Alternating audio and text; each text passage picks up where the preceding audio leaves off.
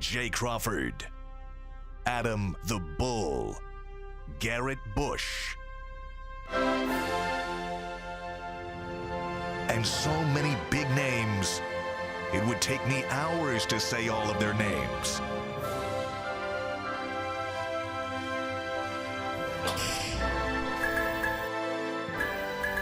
The ultimate Cleveland sports show. Booyah! Larry Nance once told me, you know what, I don't like the cold weather, but I love this town. They're in your soul. Cleveland. Cleveland. By the way, the mistake by the way, number one. You have the Not even debatable. You have the Cleveland, the city of Cleveland, yes, as the number one fan base. Absolutely. You got to be crazy. Oh, that's a great city. God. I mean, this is an abomination. No, it's not. I mean, you have outdone yourself here. Seeing that clip takes me back You should be Abomination. ripping Stephen A. Smith, Listen, Jay. listen, Rip him. I'm going to leave that to you guys. Yeah. I do have some thoughts on Yeah. it, but welcome to the Ultimate Cleveland Sports Show, everyone. I'm By the Jay way, I've got to Crawford. interrupt everybody. Go ahead. I'm sorry. Couple of things. First of all, we're 5 weeks in. I am now officially insulted. We need to change the open. Mike Polk's got to be on there. We got to get Tyvis on there. Right. We got to get Brad on there. I know he might not fit in the camera, but we got to get him on there. I'm insulted for them. I think we do need to Never specific opens. Never crossed my mind. Let's go. Literally never crossed my It mind. didn't. It crossed my mind. All right, well. I'm insulted for you even. Well, though you have a appreciate button someone undone, else. number one. Let's clean that up. Gosh darn it. Number two, just it's Can we certainly start is- over? It's not supposed to be a slight. We can't? we Okay. cannot. No. All we're right, out. never mind. This is going out live now. Oh, right. This All is right, not that's rehearsal.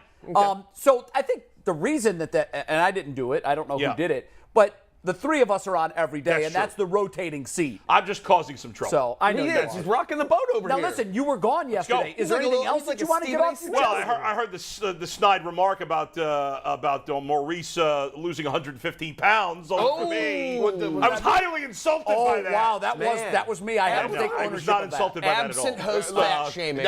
He give you that motivation. I did laugh my ass off when Garrett said it was the NAACP show. Yeah, that was very very good. funny. That was a great line. Coincidentally, one of my best friends who just texted me is the head legal counsel for the NAACP. Really? There you go. Wow. Yeah, he's Look a at big that. high Did he roller. approve of the show? He liked He yesterday's didn't better. see it apparently because he didn't say anything about it. But I need that in case I get pulled I'll over. get you. Wait a minute. Are we going without glasses today? No glasses today. What's going on? Wow. Is that Well, just he a- might get into a fight with Pat later, so he's got to have the glasses Pat on. McManamon is in, and we'll just start by saying he's on the opposite side of Bull and G. Bush on this whole Deshaun Watson thing. Yes. Do I need to tell you Yes. everything that's on the monitors as the show goes on? I'm like, Probably. that says the score is 17-9. like- Wait, by the way, Good, bad, guys, bad, no I clue. just got word. Steve Becker just told me, our executive producer who's in town today, Yes. just flew in. We are getting word that Baker Mayfield is going to be the new pope. Have you guys heard this? I had no idea. Baker is the new That's pope. fantastic. The smoke is The risen. smoke is risen. Stop Steve it. just told me the new pope. I'm so great. excited. Well, he's got a new He's gig. finally getting the respect he deserves. We still have to pay his I contract, asked though. somebody this the other day. Is Sorry. it possible that Yeah. there could be a black pope? Interesting. Actually, that wouldn't surprise me now. I could see. Could there I could be a see- black pope? I could see Yes. the papacy being more. Because when I think of liberal thinkers, I think of people picking popes. Yeah. Yeah. No, I don't think so. Yeah. See, that it's Well, but I'll tell you, Yeah. they've become much more liberal over the last decade. A little bit. Would you guys have guessed that we would get to the diversity of the Pope issue this early in the show? This early in the show? No, I had the under on that. Yeah. Stop All right, lying. let's Can we get get a back on Jewish track. pope, too? Is that See gonna what you work? do No. when you interrupt the Sorry. flow at the top Sorry, of I the just show. screwed it all up. Do you see what you've done? I've just messed up the whole show. Yesterday, Why Blaze- is my name not in the credits? Get his name in the credits for crying out loud. Get it in there. All right, so if we can, try to take our thinking back to Stephen A. Smith Yes, killing please. Christopher Mad Let's Dog stop Russo. thinking about Yes. yelling on top of each other and get back to Stephen A. Smith. Yes. Yes, Right. please. The show is much more easily digested when it's one voice at a time. That's Just true. remember that, kids. Okay, yesterday on First Take, the whole deal was Christopher Mad Dog Russo was Yes. on his Unleashed rant about the top fan bases. This isn't the best sports city. Yeah. This was top sports fan bases. Yes. And he had Cleveland at number one. You can see Stephen A's reaction. I have reached out to my old friend and coworker. He knows I'm unhappy. I haven't heard from him. Yeah. It's not surprising that I haven't. Was Russo right? Who wants to start? I mean, first of all, Was I he will say right? this. Yes, he is. Okay. Now, ultimately, you're making me give an answer. In reality, it's stupid. It's hard to debate with, there are good sports cities and there are bad sports cities. Certainly, Cleveland is amongst the best. I don't know how we necessarily determine number one, but I will say this. As the only member of the panel that did not grow up in Ohio, all right, and I said this on Twitter yesterday. I have obviously grew up in New York, and people like to knock New York that are not from New York or whatever. I'm still prideful in being from New York. People ask me now, I say I'm a mutt. I'm a half Clevelander, half New Yorker. Right. Right? I still love New York. There's things about it I don't like, but I still love it. Yeah, as everybody knows, I'm a Cubs fan. I spent a lot of time in Chicago. I think Chicago is a great city. I worked in Philly for a week. I've spent a lot of time there, a lot of time in A Boston. week. You must have great memories. Great memories of working a week in Boston. I obviously didn't get the job full time.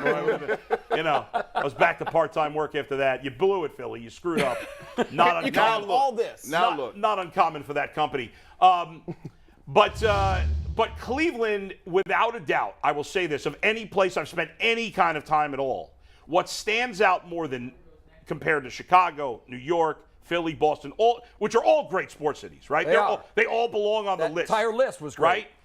what stands out, it stood out to me from almost the moment I moved here, is that there is at least mild interest from, I feel like, I'm probably not exactly accurate, but there's at least mild interest in sports from what feels like 99% of the fan base. Probably a little lower than that of the city. Sure. I've lived here 11 years. I think I've met 4 people in 11 years that have no interest in sports, and one is Steve, our director. Right? Hey, Steve, we love you, buddy. Steve don't like sports at all. I'm not exaggerating. I think I have met 4 people in 11 years. Yeah. As great a sports town as New York, Chicago, Philly, Boston, all these places are, now obviously they're bigger cities. Sure. But you will meet a ton of people that don't care about sports. Right. A ton. Yeah. In terms of percentage of the people that care about sports, I find it hard to believe that you are going to find a city, I shouldn't even say city, an area, Northeast Ohio, and probably even a state, Ohio, period, where you're going to find a higher percentage of people that care, because people's identity to some degree in this area are tied into the teams, especially the Browns. But your identity, who you are, how you look at yourself, how you feel about yourself, is tied into the teams more than any place I've ever been, and it's not close. Now, there's cities that I think are similar to Cleveland that I don't know as well, so maybe it's not fair.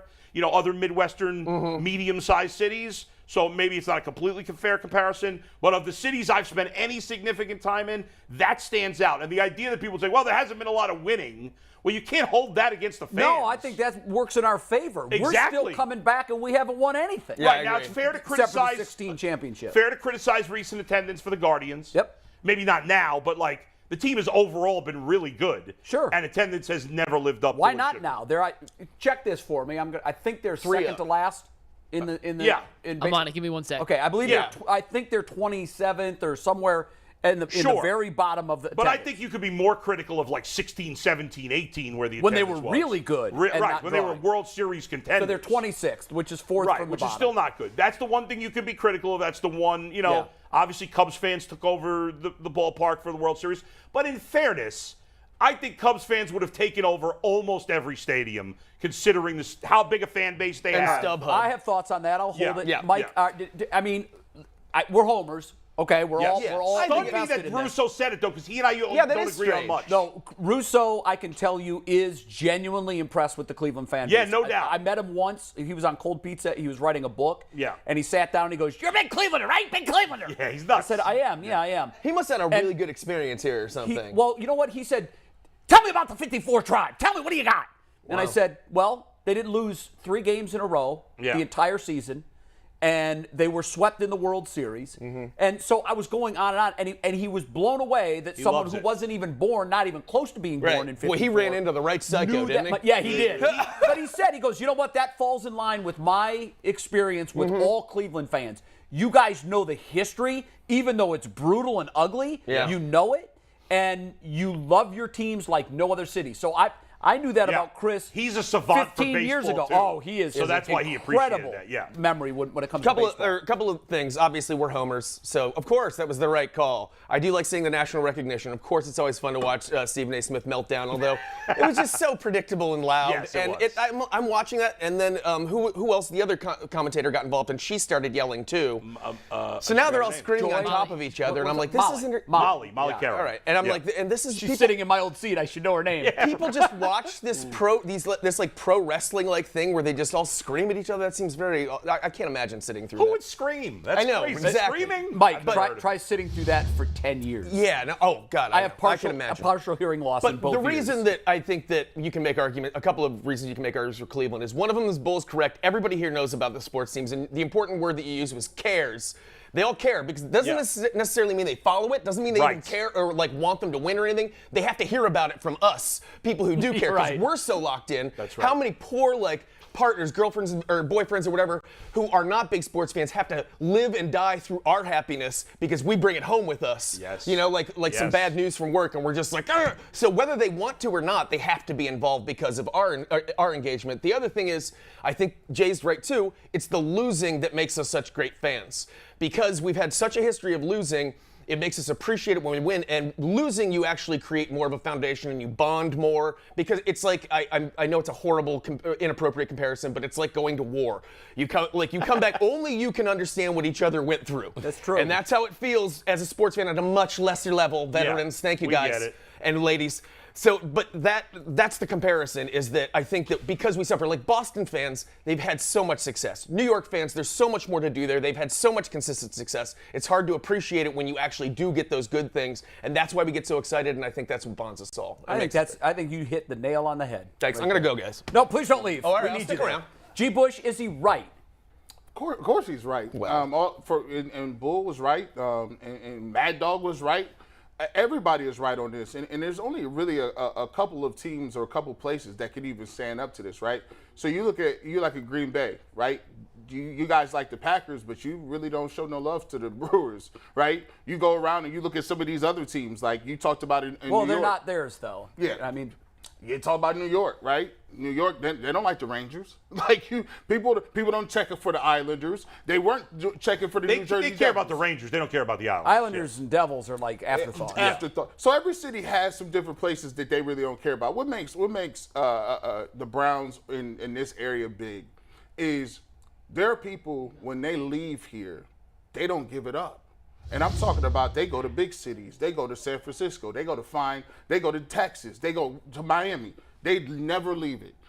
They still continue to support the team. They still continue to find these bars. They continue to find other people in conversation like, hey, this a Browns backer place? Where can we watch this? Where can we watch this? And only in no one other team can say this, right?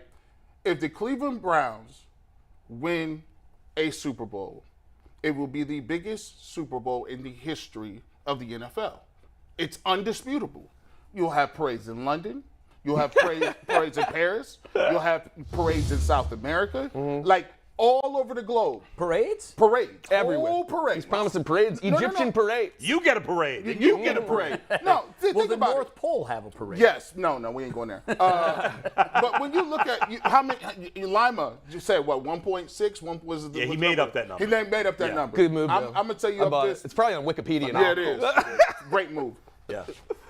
$4 million for the Browns. Wow, $4 million. He's calling it. National holiday. I don't know what's going to happen People out downtown. of It's school. going to be One more thing to his. nuts. Sorry. It's going to be 12 degrees, though. Who cares? One Yeah, more but thing. it won't matter. One I more agree. thing to his point, and that was why, like, Cleveland fans just getting behind something like that. I'll never forget going to the, remember the Cleveland Gladiators arena football team? Oh, sure. yeah. They went to the Arena Bowl in like 2010 or something, something. 2011. Sold the place out. was no there. one even knew. So was I. No one even knew. Like, most people were like, "What is this, soccer?" Yeah. Well, I don't even know what I'm at, but I know we're on board. We're gonna win something, and everybody And came they together. lost, of course. And they lost. But looking around at that place, just packed, just being like, who? Everyone's still trying to figure out the rules Right. during the No, Arena no, Bowl. no. We're like, so they get the ball back? And no now? one What is going on? No one Three probably now? could name two players No, on the you couldn't. rosters. But the place was packed Steve because Miocic. we were so excited to be winning something. Yeah. And, Yeah. and all hang We out. don't know nothing about no UFC. Right. You won UFC 98. You We watching don't know. that? No, I'm not watching that. Stipe's we got in Stipe in it. Oh, I'll watch it. I'll Or be there. Jessica Evil Eye. Yeah, I'll get a T-shirt. All you got to Yeah. do, Cleveland loves any their other t-shirts. any other place, right? There's no other place in the world. Tell me any other team, and we can debate it. How many people can actually say, if you are a player and you come out and say, I wanted to be in Cleveland, Yeah. I needed to be in Oh, my Cleveland. God. Cleveland are the best fans. Yeah. This is the best fan base. I love Cleveland, and then you stay here, you are a god. Yes. And a couple other things on that note that just sparked me. Number one, there are a lot of former players that stay in Cleveland. It's not like this is a vacation destination for people that don't know the area.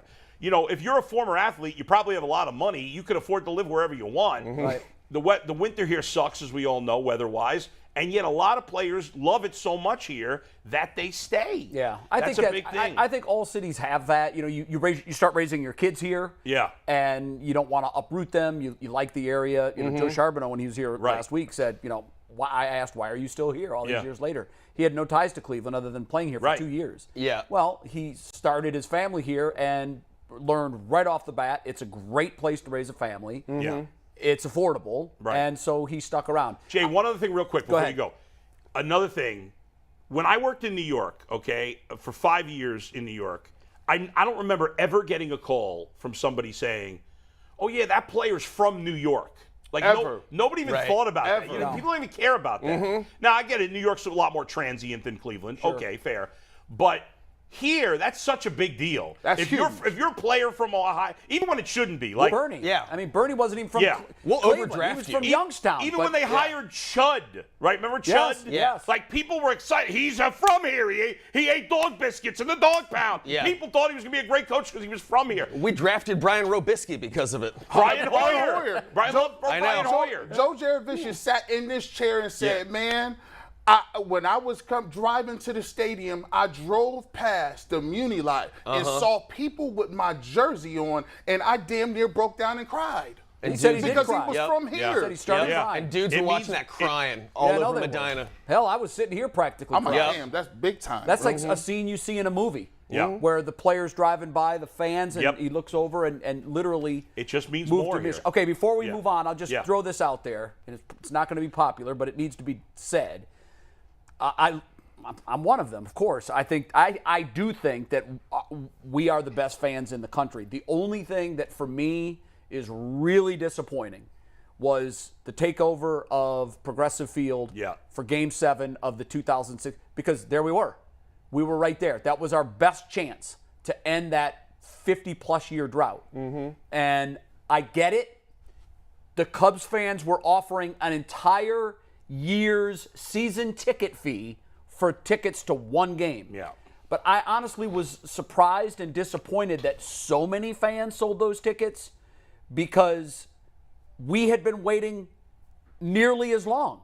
You have to take for that. You do have to look at this mathematically, though. There's a lot more. I know there's a lot more money and a lot more money, and that's a lot less impoverished area for people too. I understand. And there are some people. And I'm not saying anybody's broke who had season tickets. That's for my the point. Guardians. That's my point. I was just going to make that point. But there are plenty of middle class and lower middle class people where that could be, if you get the right jerk Cubs fan who just is just like, I'll pay $20,000 to see this finally happen. That's your kid's tuition for that next year. I'm just bringing it up because it is a blemish on our fans. Yeah, it is. But I believe and our attendance. Yes, and over the last and MLB for letting great for their games, and MLB for letting that happen by letting outside ticket places sell tickets too. But I believe Cubs fans would have taken over any stadium, including Yankee Stadium. Maybe not to this degree. But I don't know. I don't think they would have taken over Yankee Stadium. I was at a Cubs game at Yankee Stadium regular season, and there were an absurd amount of Cubs fans. Of course, because that's an event too. And to the Yankees fans, it wasn't. Yeah, but how many titles do the Yankees? And how many titles do they have? I get that. I understand that. But I know how much that 2016 World Series would have meant to me personally. And I was just surprised when the game ended after the final out. All the Cubs fans descended down to the field level rows. Yeah. And I was absolutely awful. Stunned. Yep. How many Cubs fans were in our stadium celebrating our World Series. I'm so glad I was too drunk at that point to realize. I wish I had. I wish the Guardians would have won one year and the Cubs would have won the other. That would have been better for me. They were and the everybody. Indians, then. You can call them the Indians. If they had played any other team but the Cubs, I think it wouldn't have been anywhere close to that. But unfortunately, possibly. By the way, I passed up a chance to go to Game 7 because I did. Man. Why? Because you're a Cubs fan and you didn't want to Because I'm a Cubs fan and I didn't want to celebrate if they won in front of. That's like the classiest thing I've ever heard in my life. That would have been an L for Bull. That would have been an L. No, it would have been very, very bad for you. You could have worn like a hat and hid in the back like that. I just didn't want to do that. No, that's smart. Cool. Smart guy. Yeah. All right, we're going to move it on to. We love lists. We love lists. Yes. Oh, a good list. Now, usually we react to other people's lists and say how stupid they are. Yes. Right? We're going to do it a little differently today. Yes. Okay. I'm going to ask you guys to rank the Browns' skills position players, which we've determined are wide receivers, tight ends, and running backs. In the AFC, are they top 3 in the AFC? Are they top 5? Are they top 10? Mike, you seem like you're highly engaged with this question. No, I'm not starting Go, off. you're starting you were grabbing notes and you were really excited about this. We want you first. No, I don't know. I really can't. I don't know the whole comparison thing. I don't know every single skill position in the AFC, but here's what I see. I'm scared of Cincinnati, and I think that could be that they're terrifying to me. Their wide receivers are obviously that's a better situation. Although I do think Mixon's a bit overrated. He hasn't had. He had one really good year, but he's obviously a threat. And then I'd put I mean, probably Buffalo, I guess. And then I think probably Browns number 3. Over Kansas City. Over Kansas City just because they lost. I feel like they lost a lot. Yeah. Yeah, I mean, those would be my top 3. All right. G?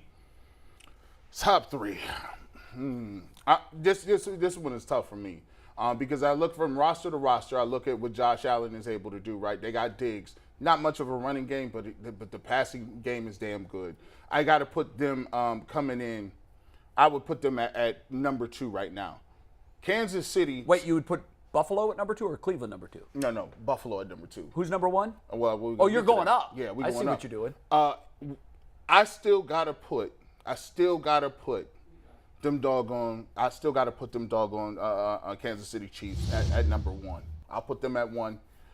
Kansas City, they did lose Tyreek Hill. They did get Juju Smith-Schuster, but Patrick Mahomes is still Patrick Mahomes, and I don't think losing Tyreek Hill I think that can get them to a point where they may not necessarily make the Super Bowl, but they'll still be in the AFC Championship. They still have Kelsey. They still got Kelsey. They'll still be there. Hartman if Hartman doesn't do anything, that's going to be all on him to take that position.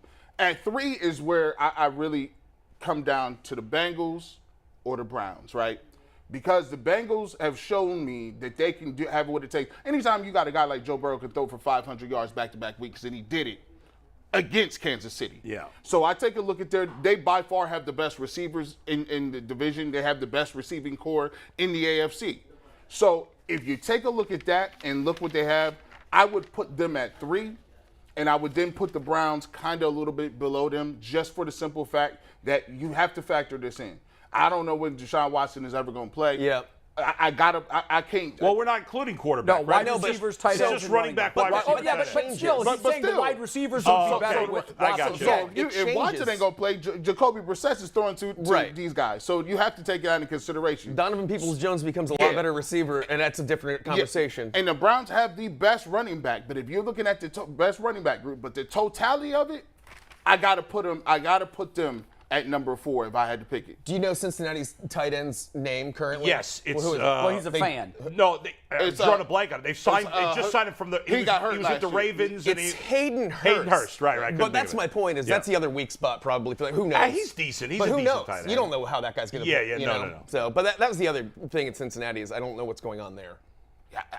But here's the thing. Yeah. Their receivers are too. Like you can look at Higgins. You look at Chase and you look at Joe Mixon. Now, you can argue whether Joe Mixon, where he's at in that pecking order, but that right there, that's a running game. The offensive line has gotten better. And on top of that, they got the 3 best receivers. If Hayden Hurst can give him anything, they'll be in that mix. For me, I still have to go with the Kansas City Chiefs because I know what Kelsey can do. I know what Patrick Mahomes is going to do. Now, here their problem is, are they going to run the ball a lot? When you look at the Buffalo Bills and the Kansas City Chiefs, they're not going to run the ball. They're not going to beat you up. The Browns' running game really carries them. I think it's a 3A or 3B between Cincinnati and Cleveland when you talk about the skill positions because I like Njoku better than I like Hurst. All right. Where you got him? There's some really good ones that you guys have left out. Let me mention a few. The Oakland Raiders. Yep. They got Devontae Adams. Yeah. They've got Hunter Renfrow, who's a very underrated wide receiver. And is only going to be better with Adams in that offense. Of these teams, besides Kansas City, because Kansas City is not in my top 5 anymore. Wow. At best, they're 5th. So Oakland, for me, is 4th. Okay, they've got Darren Waller, who's an underrated, under the radar tight end. Yeah. I don't even know that he's under the radar anymore. Well, he had games last year where the defense knew he was going to get the ball and they couldn't stop him. Yeah, He's becoming that Kelsey. And Josh Jacobs, solid running back, not spectacular, but he's solid. I got the Browns at 3. They're weak at second wide receiver. They're average at tight end. They have one, but their running back group is so good that it brings them up to 3. Yes. In terms of depth, I don't think the Browns are top 3, but in terms of eliteness, they are because the running game is so good. And what do you have? We haven't heard the Chargers. I have the Chargers coming at 5. I have the Chargers at 5 ahead of the Browns. I forgot the Chargers too. And they're 5 because they're insane. Their running back Austin Eckler is highly underrated, but they don't have another back. Their other backs are all terrible. Keenan Allen, one of the most underrated wide receivers in the league. They don't have who's that? I can't even think of who their tight end is. They signed Mike Williams back. So I'm like, Yeah, I don't Williams think is they back have in a that standout tight end. Jared Cook's their tight end. So, he's Cook, not very good. He's older. He's all right. Does that stay your top 3? Do the Browns stay your top 3, though, if it's Jacoby Brissett at quarterback? Same skill position. I was not factoring that in for me. Here's number 2, and then nobody's mentioned this team, and they're really good. The Denver Broncos. I was going to say that. They're going to be sneaky good. First of all, their backfield is right there with the Browns. Yeah. Maybe a pinch below. Javonte Williams as a rookie last year was phenomenal. And Melvin Gordon is the most underrated running back in all of football. All this guy does is perform, and people want to he's not that good. The fantasy community hates him. He catches both of those guys.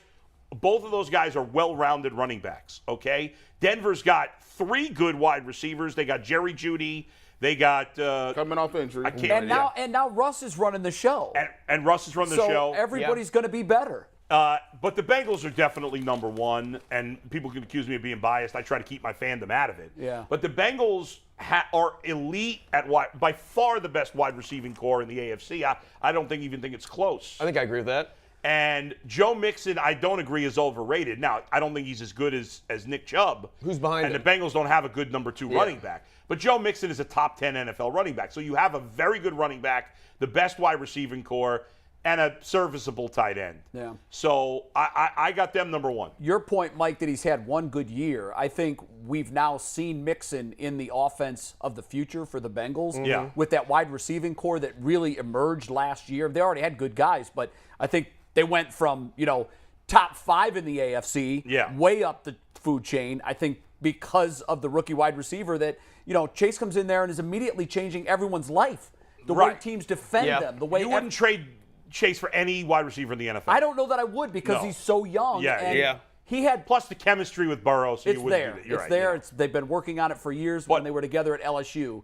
I can't quite put the Bengals at number 1. I think, guys, it's the Bills' turn. I think the Bills. I just don't like any. I know love you don't like their Stephon running Diggs, backs, but I don't like their running backs, or they don't have a tight end either. Really. To G. Bush's point, I think the Bills are at the stage now where here's what they're saying. They're wearing it on their shirts walking into the stadium. Yeah. We're throwing it 50 times. See what you can do to stop it. That's and last year, it worked. Now, it didn't work all the way to where they wanted it to, but I think they're a year deeper into this all-in commitment on the pass game. Yep. At some point, they are going to have to run the ball. But they have no. Stephon Diggs is their only elite skill position Let me player. ask you this: I would, as a Browns fans, I would rather play Patrick Mahomes and the Chiefs, right, than Allen. If you guys in the Bengals, I think the Bengals would say, "Hey, give me the Chiefs. I don't want no parts of Josh Allen." Them everybody, the Chiefs are great, but right now Josh Allen is knocking on the door. That's 5,000 yards.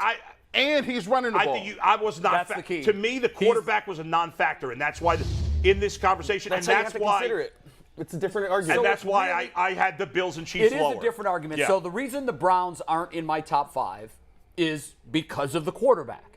So again, I know that we're not counting the quarterback in this equation. But let's face it, the quarterback is the hub to that wheel. So then you are putting the quarterback in this equation. You can't have this discussion without it. Well, then we should have had 2 lists. Yeah. One with Jacoby Brissett and one with Deshaun Watson. I just look at the reality of, okay, who is your quarterback? Right. I'm not factoring that player into my – but you're right. I mean, you can't do that math without figuring out who's running the offense. I was judging them in a vacuum based on just those players. Well, but that's how I look at it. In a vacuum, is Travis Kelce as good in Kansas City if Jacoby Brissett is their quarterback? No. Right. So I was judging them based on a Google on the car ride here.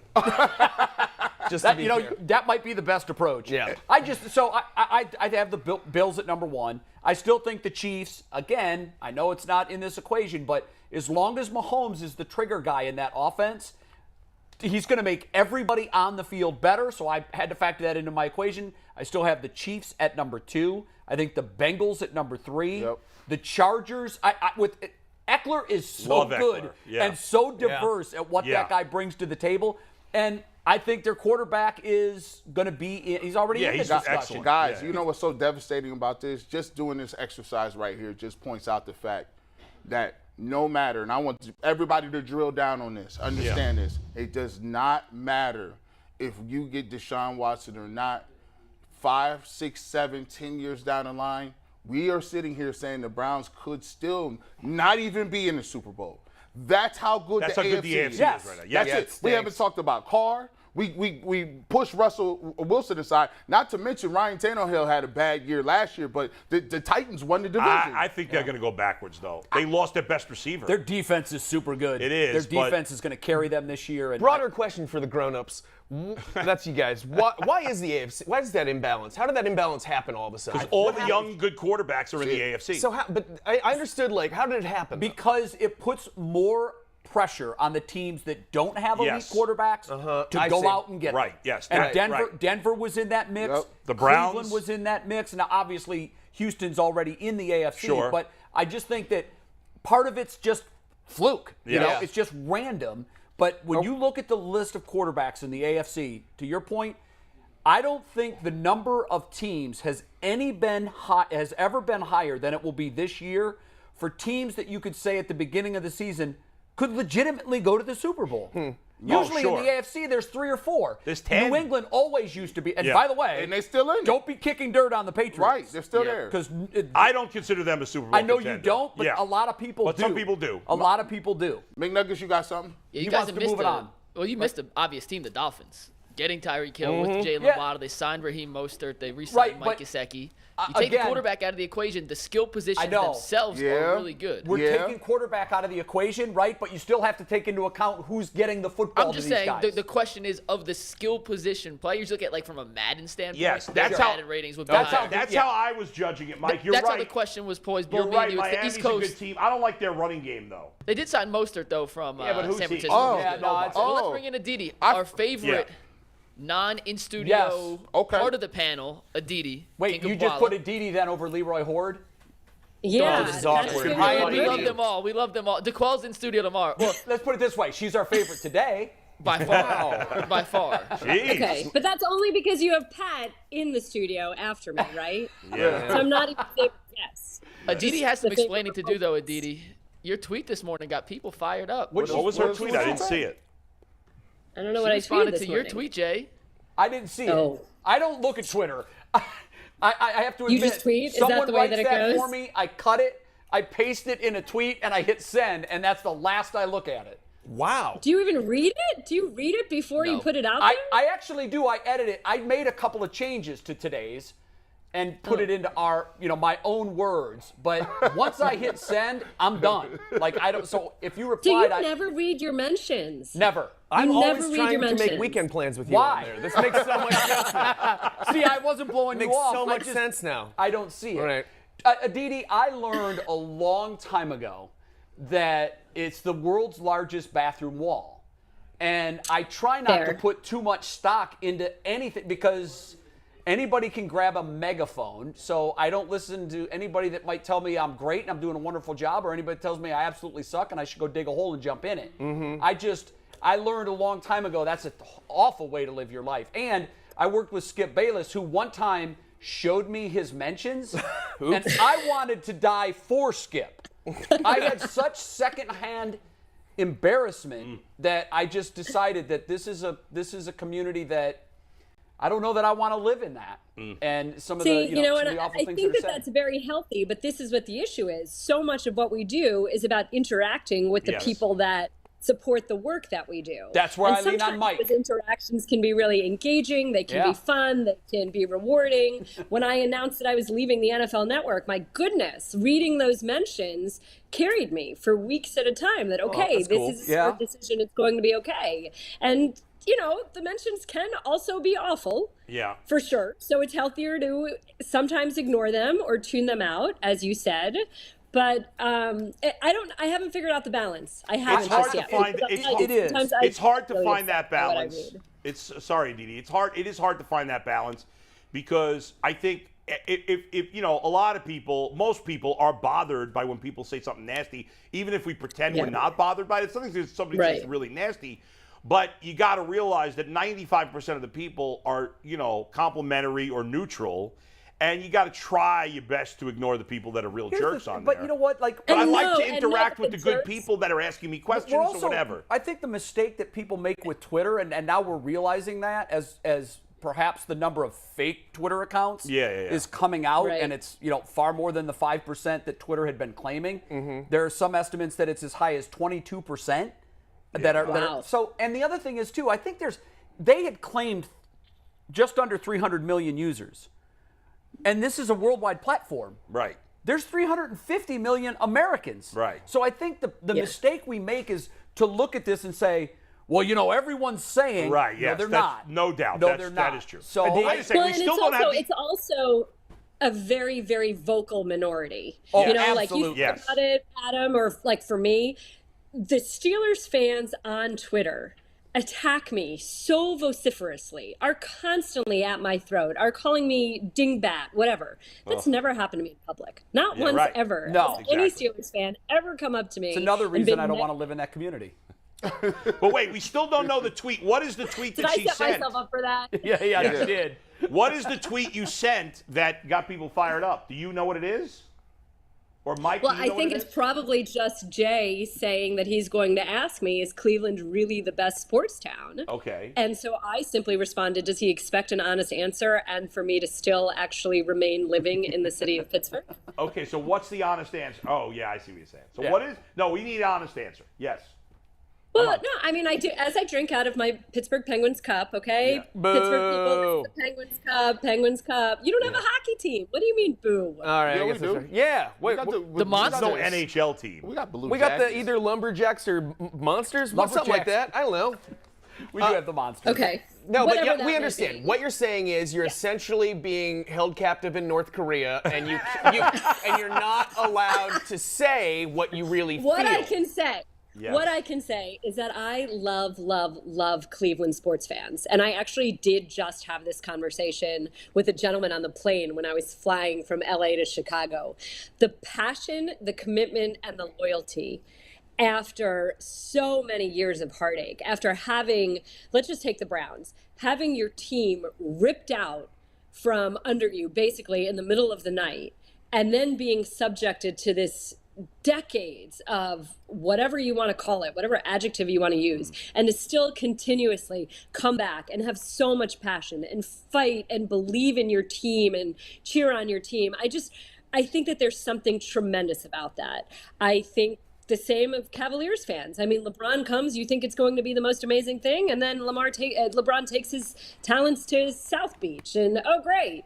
So I think that I love the passion in Cleveland. I love the nature, the blue-collar fight of the fan base. I love that Cleveland, in many ways, is like Pittsburgh, a very underrated city. It's far more beautiful, I think, than people realize. It's got a much better food scene, is really sophisticated. We talked about this a few weeks ago when the draft was in Cleveland. I had the opportunity to get to show off the city of Cleveland and how many NFL fans found out so much more about the city and its fan base and its community than just looking at First Energy Stadium. So I love Cleveland as a sports city. Another reason that I love Cleveland as a sports city is that there aren't a gazillion, while there's more to offer than you think, there's not a gazillion distractions. Like we were coming from LA on the plane and we were talking about Rams fans. Well, in LA, there's a million things to do. Mm-hmm. And so like you're at the Super Bowl and there were just as many Bengals fans in the stands as there were Rams fans, and that's because Bengals fans are diehard. In the city of Cincinnati, there's just not as many distractions, and there's a greater sense of community. We're in this together to root for our team, and that's what you feel in Cleveland. That's what you feel in Pittsburgh. There are cities that are like that, where it brings you together. So yes, Cleveland is a great, great, great sports city. I refuse to say it is number one of all, however many were ranked. She did a nice job. She did a nice job. I thought she did around that and very well. Nice way of saying that. Nice way of saying too that one of the reasons it's so good is because of our lack of entertainment options. Thank you. And culture. Appreciate that. You're like, you just got to. You got nothing else. It's that or just. Joe Burrow said that about stay at home. Now, eat pierogies. Go ahead. Now, Aditi, let's get down to this brass tacks with this. For me, I like the comment of you guys have the best fans. For me, I call that a backhanded compliment. See, from where I want my team to be good, right? Mm-hmm. So it's almost as if you meet a beautiful young lady and she friends box you, Like she's like, oh, you're just like my brother. You know, you're great to talk to. You really do. You're so smart. You do a great job of counseling me when my boyfriend is acting up. You do a great. And then they friends box you. When the media gives us Best Friends Award, that means that is the citizenship award. You didn't make the merit roll. You didn't make the honor roll. I want my team to be good.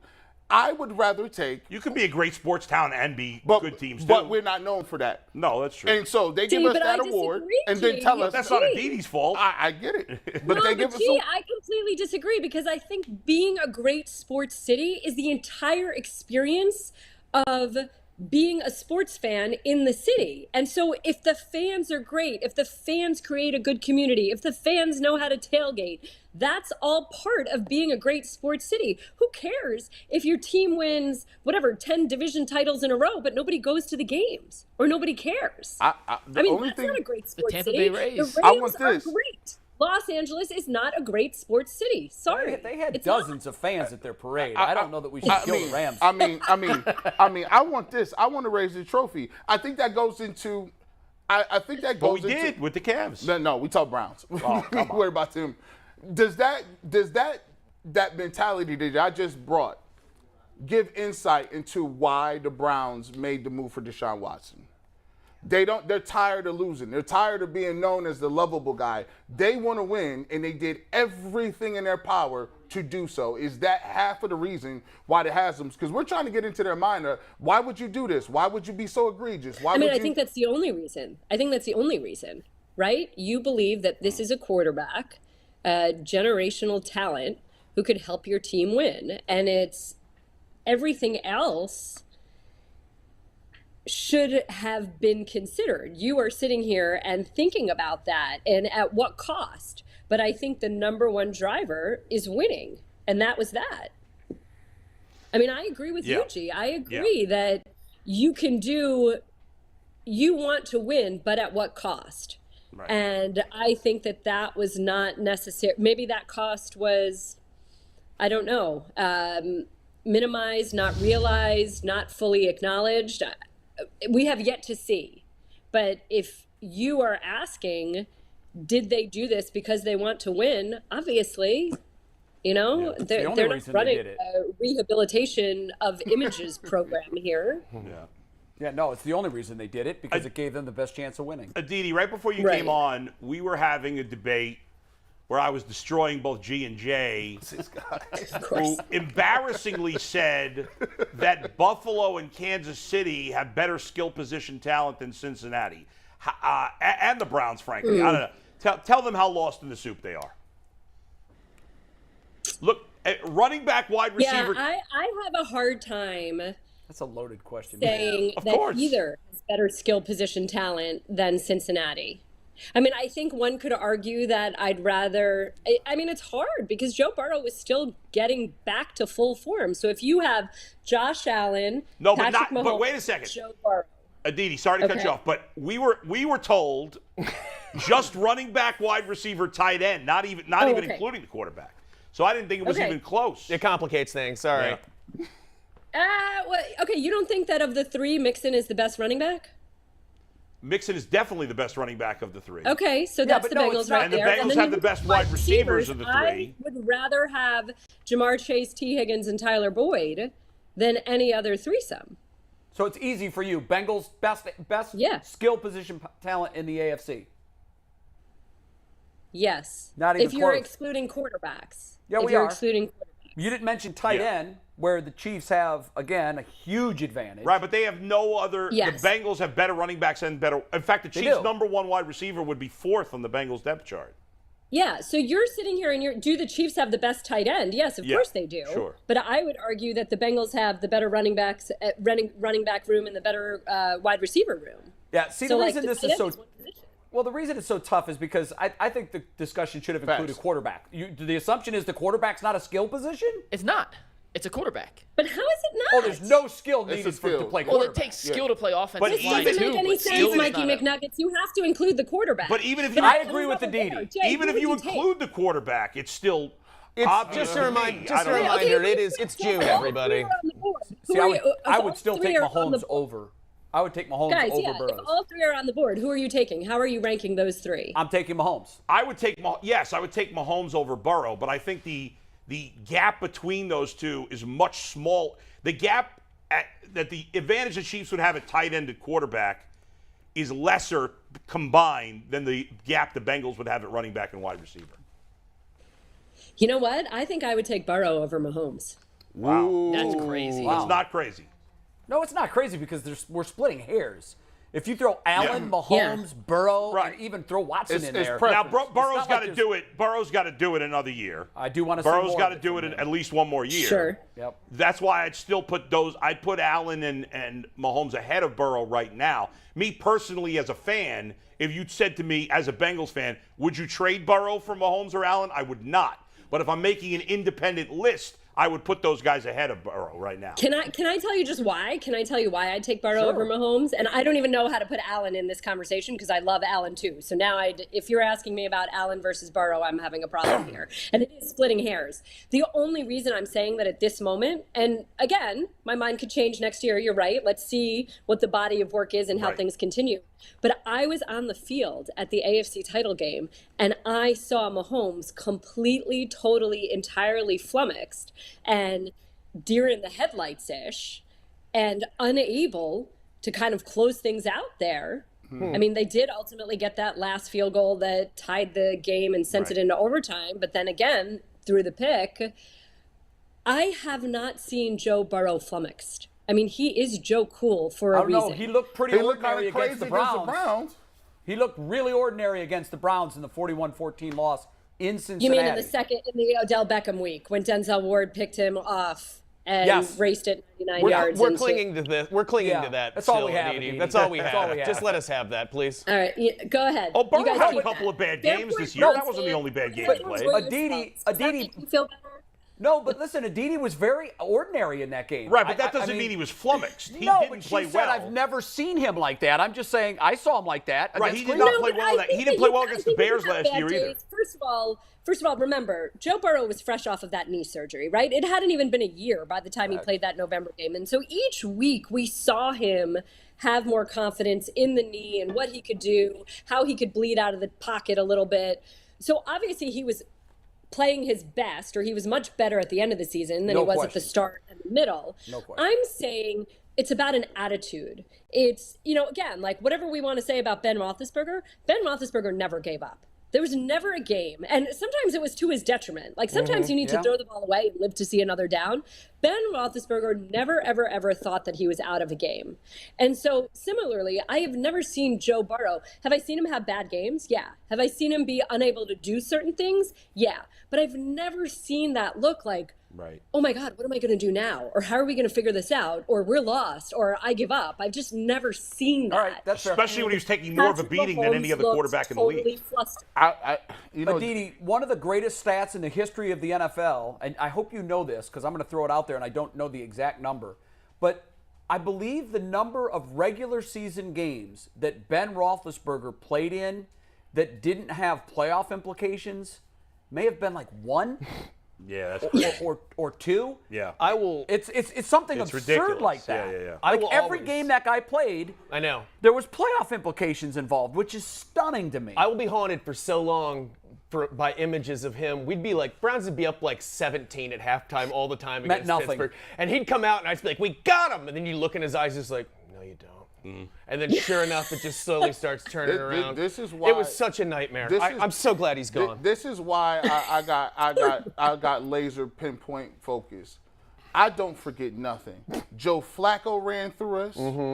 And he sucks. Andy Dalton ran, and Ben Roethlisberger did whatever he wanted.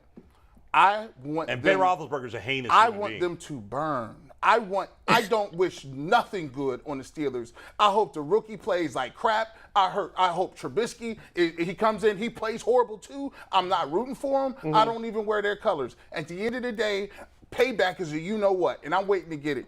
Let's get this season going. Okay. All right, I'm ready. The season can't come fast. Where do the Browns Wait, so you rank never for wear you? yellow? Is that what you're saying? You have That's nothing a in your lie. I lied on that. I wear yellow. I think I got a black and yellow hat. I retract that. Yeah. Hey, he's being fair at least. Aditi, new do you think information. I actually think the Browns' skill position talent, again, if we're not including quarterback, is better than the Chiefs and Bills also. What say you? Ooh. Yeah, there we go. Okay, so I haven't seen Amari Cooper in this offense and how he'll be utilized. Let me think. The tight ends, yes, superior. Running backs, yes, superior. So you're saying you like Cooper over Diggs? No, right? I like Diggs. Diggs is better than Cooper, but I think the Browns, well, it's Cooper and a whole bunch of guys who haven't proven anything yet. Right, but the Bills don't have. Donovan Peoples-Jones, we've seen enough of him, right? Yeah, yes, we have. Anything on the Bills? I agree with that. Who's proven anything on the Bills besides Diggs? That kid, what's his name, had a good end of the season. You're right. In the playoffs. McKenzie? I can't even think of his name right now. But they have nothing at running back. Nothing. Right. And their tight end is they nothing. haven't been able to run well. Josh Yeah, Allen is their running think you game. make a fair point. Yeah. I do think you make a fair point. And the Chiefs' skill position talent outside of Kelsey is average they have or worse. Juju now. Don't forget they have Juju. Yeah, but Juju's done nothing since Antonio Brown left Pittsburgh. Juju's been a nothing. Yeah. So you telling me, Bull, Yeah. that you're making a case for the Browns having the number one offense? No. He didn't say that. He's still got Cincinnati. He's got Cincinnati at number I would just one. sit here and I would say that I think Juju will have a better year in Kansas City simply by virtue of playing with Mahomes and because of the attention that Kelsey will draw. When Juju's one-on-one, he wins. The trouble is he's not a true number one receiver. And so we saw that. Whenever he played with Antonio Brown and Antonio was drawing the defenses, Juju capitalized on getting the ball. And that's what you have to do. Again, if A.J. Green is doubled and the ball goes to Marvin Jones, you could count on Marvin Jones to catch the ball and score and do what he needed to do. So Juju could do that because the attention wasn't on him. When Juju was the one and the defenses were on him, he's just not a guy that regularly beats double, triple teams or a defense that's clouded towards him. But in Kansas City, the defense is going to cloud towards Kelsey, not Juju. You're right. That's true in theory. My only argument is that even with Kelsey and Tyreek Hill in Kansas City, there was no other receiver in the entire time those guys were there that ever had a standout season. Mikey McNuggets just showed us Schwartz, who I keep wanting to call Mitchell Schwartz, and Mitchell Schwartz has been gone forever, but Anthony Schwartz. I'm very, very curious to see the jump that he takes. Mm-hmm. I was at his pro day 2 years ago. There's no question how fast he is. The question was, how does he track a ball? How does he catch a ball? All of the same things. Obviously he was raw a year ago, but you want the biggest jump to come from year one to year two. What do we see out of him? And what does he give this team? And is he that element of kind of spreading the field in a certain way? Can he be a game breaker somehow? And if it's not in the way that he shakes guys, but can he just outrun everyone and get free? And our expectations are so low that anything he does will be good. It's the key to happiness. Yeah. But that was the idea, right? Low? As low as raw as he is he a guy that can take the top off the defense? Right. Like, is he someone you could just send on a go? Just go. And he outruns everybody, and boom, you're able to play. Wouldn't that be great if he just if he had an amazing year, all of a sudden came out of nowhere? We deserve one of those, right? A guy to make it. Well, it's dependent on who's calling. Andy Reid gets guys that are fast. He doesn't tell them to just run go. He says, come run the jet sweep. Come, let's run some play action. Let me throw you a couple tunnel screens. Wrinkles, little things to get him touches, 5-6 touches. And then when you run the ball, you lull him to sleep. And now you can go deep and you can run a post or a post corner. It's just about how creativity, what type of creativity Kevin Stefanski is going to use. And if you take a look at all the skill position, you'll have to consider who's calling those plays. If you're telling me if it's Andy Reid or Kevin Stefanski, I kind of like Andy Reid, right? Yeah. I kind of like the offense that the Buffalo Bills run. They're like, listen, we're going to throw it 50 times. Stop it. And it kind of works. I know. Well, we'll see with a new offensive coordinator, right? Yeah. Because the Bills' offensive coordinator has gone on to New York or to New Jersey, actually. Let's see what impact that has. Good point. It still bothers me. This many years later, I'm 10 years removed from being there. It still bothers me that they're called New York. Have to refer to the Giants and the Jets as New York. I know. They've been in Jersey forever. Yeah. Thank you. That's New York, though. It's ours. We're claiming it. Yeah, but New York hadn't made the decision. It was the teams that made that decision. No, I know, but I don't know, were there any state dollars involved in building that stadium? Both teams are headquartered in New York, or at least they were. That's why. I think the Jets are. They were formed in New York, but they both moved to New Jersey. Right, but they had their office buildings in New York. That's how they were able to get away with that. They keep a P.O. box there just to keep it street legal. Yeah, right. I wonder if the state of New Jersey gave any money to help build that stadium. I don't know the answer to that. No offense, Aditi, but everybody knows that North Jersey is just a suburb of New York anyway. There you go. And everything east of the Hudson is the Midwest. Oregon Trail. Yeah. It is kind of awful. When people ask me where I grew up, I say it's 45 minutes from the city and about an hour from Philly. Like, I give two big cities that are in two different states. Yeah. Are you serious, Aditi? You don't stand New Jersey? Come on now. No, I do. You know, it's fun. Well, you know what? I was actually born in New York City. So I'm a native New Yorker. Yeah, you are. Right? You're allowed. Up in Jersey, but my hometown is officially New York, or is it the town that I went to high school in? You can claim either one. McNuggets, you're from New Jersey. Whatever's Where do you tell people you're tax from? purposes. Oh, New Jersey. You claim Jersey proudly. I'll be buried in New Jersey. What town are you from? New Jersey. For Senate. There's a guy running for Senate in Pennsylvania right now who lives in New Jersey and votes in Turkey.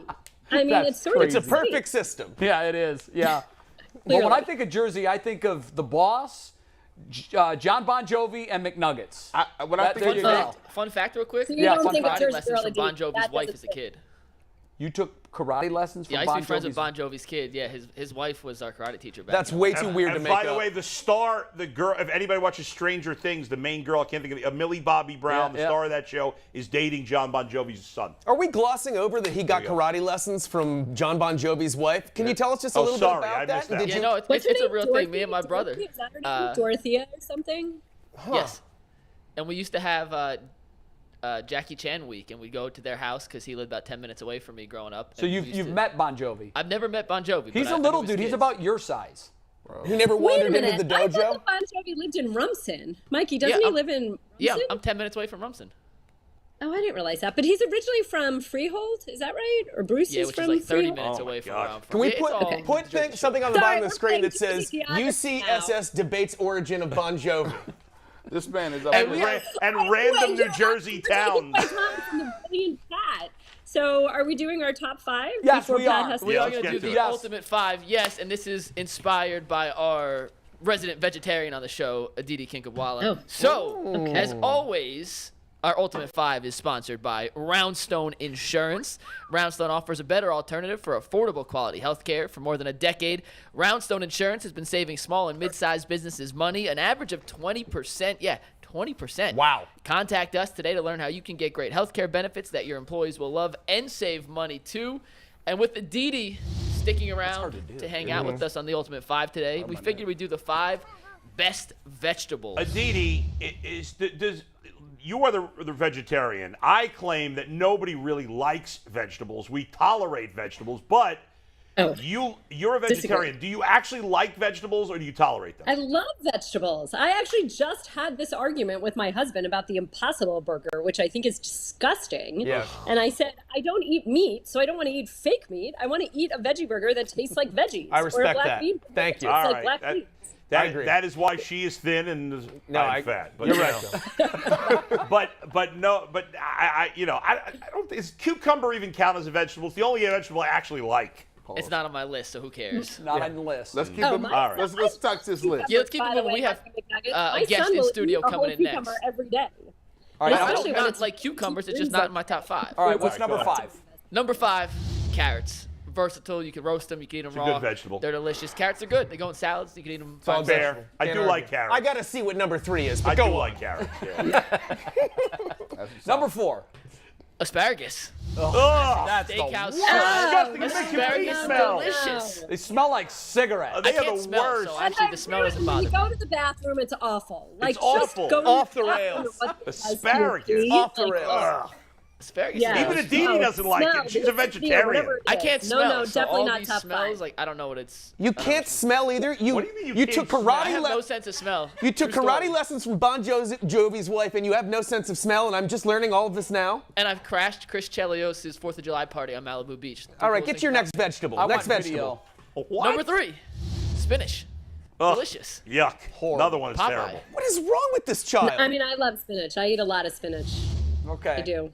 But not. I don't bro, think that's that I not want up spinach. there. All right, Popeye, what's number 2? That ain't it. This is a comeback vegetable of the decade. Come back. Brussels sprouts. Steve, let's take it. I do like Brussels delicious. sprouts. They got to be I grilled. do too. I actually like Brussels sprouts. Just look at that. Them is That's tart. disgusting. My wife grills them No. with a little salt and a little oil. Delicious. I do I'm love telling them. you right now, Nuggets, if this is cauliflower, number 1, I am coming back there. Well, can we go back to the picture of number 2? They look beautiful. Yeah, give me one To second. me, I I gotta think they admit look it. I love tremendous. Brussels. Oh, my I'm hungry Those for look Brussels. delicious. you know what it reminds me of? Have you ever seen a bird's nest with like 8 different little baby birds, and they're Jay, all waiting to I get I only the think like they 2 look vegetables. so Don't good. turn me Don't off to the ruin one one of the of vegetables. don't I ruin like. one Go of ahead. Bull's 2 vegetables. Yeah, right. Good Lord, that That's looks nasty, disgusting. bro. Didi, you like Brussels sprouts, right?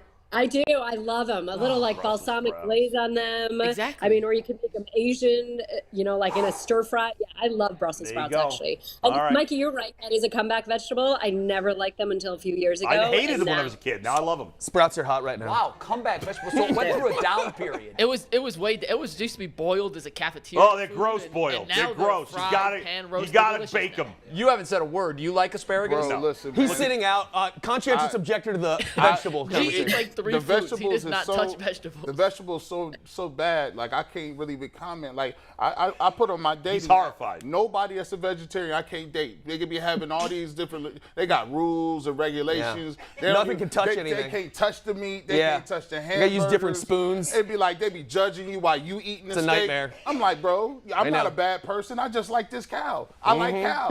I don't want to eat a veggie wrap. Yeah. I don't want mustard, mayo, and cucumbers shredded on a grilled pita. I don't want that.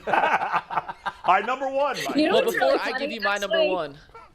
Wait, hold on one second. go ahead, I said Aditi. to my son, I said to my 6-year-old the other day, I was like, honey, do you want a grilled cheese or you want a dead chicken?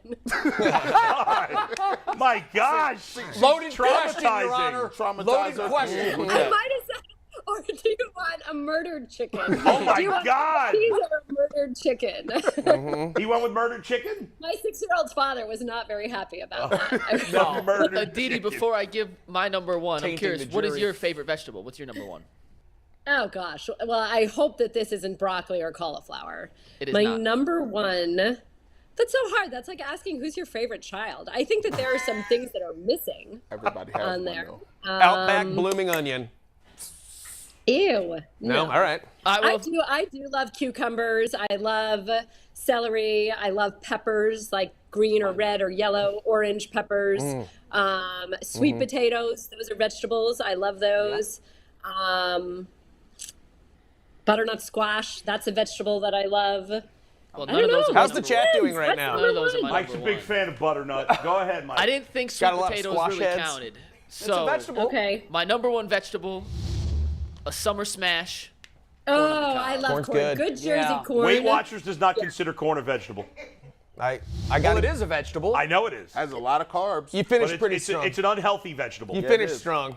Well, that's why. No, it's But my I you know love what, it. Corn is the best. we He's need right. you know what we need, Mikey? We need somebody to bring Jersey corn into studio, like fresh Oh, Jersey corn. terrible There's band. nothing like it. No, she's right. I always used to. I'm from Ohio. I always thought that we had the best sweet corn.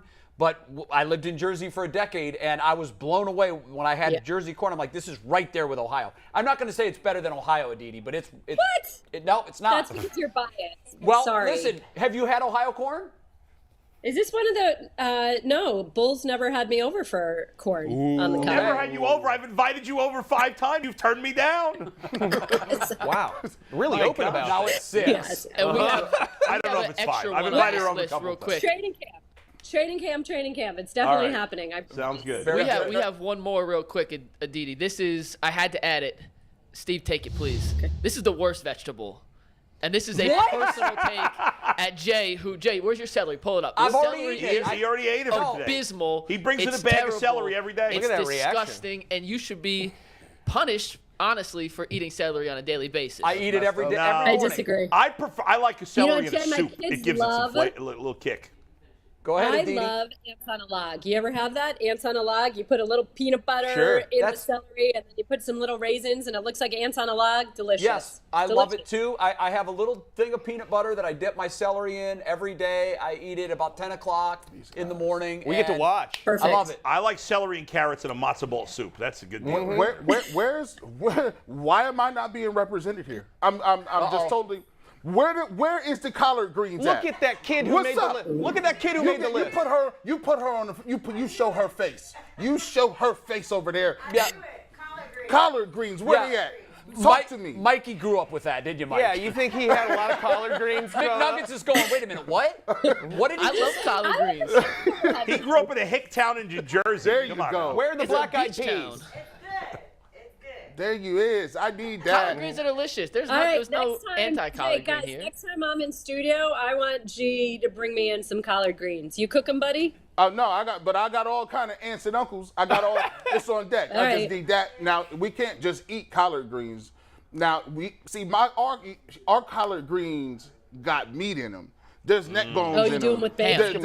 There's ham. It's seasoned. You can do turkey if you. I'm not eating anything Yeah. neck bone. Hey, look, I'm out. Neck bones. I'm I'll out. eat some neck bones. The collard greens I'll do. Neck bone, I'm out. I ain't going there. Collard greens. I'm going to G's house for Thanksgiving. Hey, There you go. I'm in. McNuggets is telling me that if we don't land the plane now, we're going to crash. All right, we got to go. So, Aditi, Okay. thank you. Aditi, Love when you. can we have you I do a love. top? Aditi, next week we want you to give a Cornbread. top 5 list. Can Yeah. we get that? from Five you? best fruits. Aditi's 5 best fruits Okay. next Tuesday. No. It Perfect. doesn't have to be fruits. Whatever she wants to Yeah, do. you be pick any the top food. 5 list, and you bring it, and you and let we'll us judge it. and you let us know when you come in, and I'll get you some non-neck bone collard Yeah, greens. please. Aditi, have a great weekend. Tell them I say hi. All right. Absolutely. Yeah. We'll see you, Aditi. Bye. All right, we're going to do our. Now we're doing. We have to do good bet, bad bet very quickly, then we'll get Pat McManaman in. Very good. So let's get the standings up, Steve. Just a quick update. We've skipped it the last 2 days. G's still in the lead, but Bull making a furious comeback Wow. here. Was Only Bull one 3-0 game back. 2 days in a row? He went 2-1. 2-1. 2 days in a row. And you went 1-2, yeah. So he's picked I up need 2 that. wins here. So with today's game, Steve, let's get to 75. Skip the stinger. We got to run here, brother. We got to run. All right, never mind. skipping the Stinger's going to play. It's playing. Stinger's We're going to in. run with the stinger. Yeah. The first game. There's the standings again. Mike Polk's still the leader in the clubhouse. First game here. Guardians, 1.5 run favorites over the Rockies, and everyone on this said the same thing. So we're going to go with good bet, I believe. Steve, let's cut to the next one, please. We're getting there, guys. We'll get there. Don't worry. We'll get there. No, Everybody's Polk good. was the only. Actually, Polk? Polk went against. Well, you know what? That means that's the way it's going to turn out. We don't know. We'll 22 see. 7. This is no longer a fluke. Right. You're sandbagging it. We know that you're an expert. I'm still voting for Fluke. 22 All right, I and think 7 you're right. is not an accident. I agree with you. I agree with Bull. You've got enough at bats to be qualified. now. Okay. All right, next one. Warriors +4 at Boston. They're going to close it out tonight. Ooh, Polk, the only dissenter again. Yeah, I'm a real contrarian. I'm not today. liking my chances right No, now. you'll be all right. You guys will be all right. I was just being ornery. All right, and the last one. And last one, over 3.5 3-pointers for Steph Curry tonight. That's good. Who did not make a 3-pointer in his last game for the he's first gonna time be in hot 233 games. You guys all agreed, good bet around. I would have said. I'm surprised that line was so low. I Yeah, would me have said too. it at Yeah. 5. Because he always goes crazy after he has Three a of us game made where the same picks. I know. So There'll be no ground. gaining for Yep. anybody. All right. Except for maybe All right, let's take a break. Yes. We got Pat coming back. Deshaun Watson talk. You're not going to Pat want to miss it. McManaman, right. some strong thoughts. Where on were the whole tomatoes? Deshaun Watson situation. That's next. Hey, it's Adam the Bull for the ultimate Cleveland sports show, and I'll tell you what I think of when I think of Cleveland sports. It's that everybody loves it. I've been to other parts of the country, and there's people that love sports and people that don't care. But in Cleveland, everybody cares even a little bit from every walk of life, and that's what makes this city special. Whether it's football, baseball, or basketball, it doesn't matter. The people of Cleveland and Northeast Ohio love their teams like nowhere else in the country. News you can trust should be news you can rely on. And every night at 11 on What's Next, you can rely on us. A new legal twist for Brown. Today also marks the beginning of Caller here, and we are going to continue. So the Guardians have to play almost. You can rely on us to help you go to bed better informed with stories that prepare you for tomorrow. And with news that's relevant to your life. We'll make sure that you're ready for what's next. Because being ready for tomorrow is what matters most. Hey Cleveland, it's Adam the Bull. And if you love sports as much as I do, then you've got to be watching the new Ultimate Cleveland Sports Show. But if you don't have 2 hours to watch it live or on YouTube, well, there's a podcast version, so you're in luck. Listen to it anytime, anywhere. We're doing things on this show that no one else is doing. We're getting crazy. Find out for yourself. Check it out wherever you get your podcasts.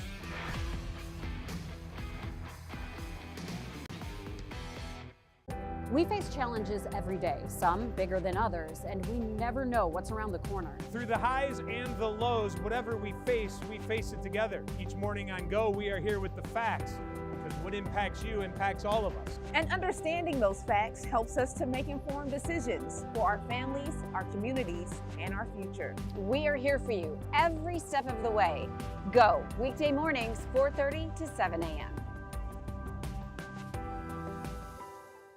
He wins again. It could happen. You're like, how many stabbings? Nice. Like I'm. Hey, we're back, kids. What What smoke? question, isn't it? No smoke in here. Yeah. What are you doing? Welcome back to the Ultimate Cleveland Sports Show. We are pleased, very pleased right now to be joined by Pat McManamon, an old friend of mine, longtime colleague at ESPN. He's covered Cleveland sports for such a long time.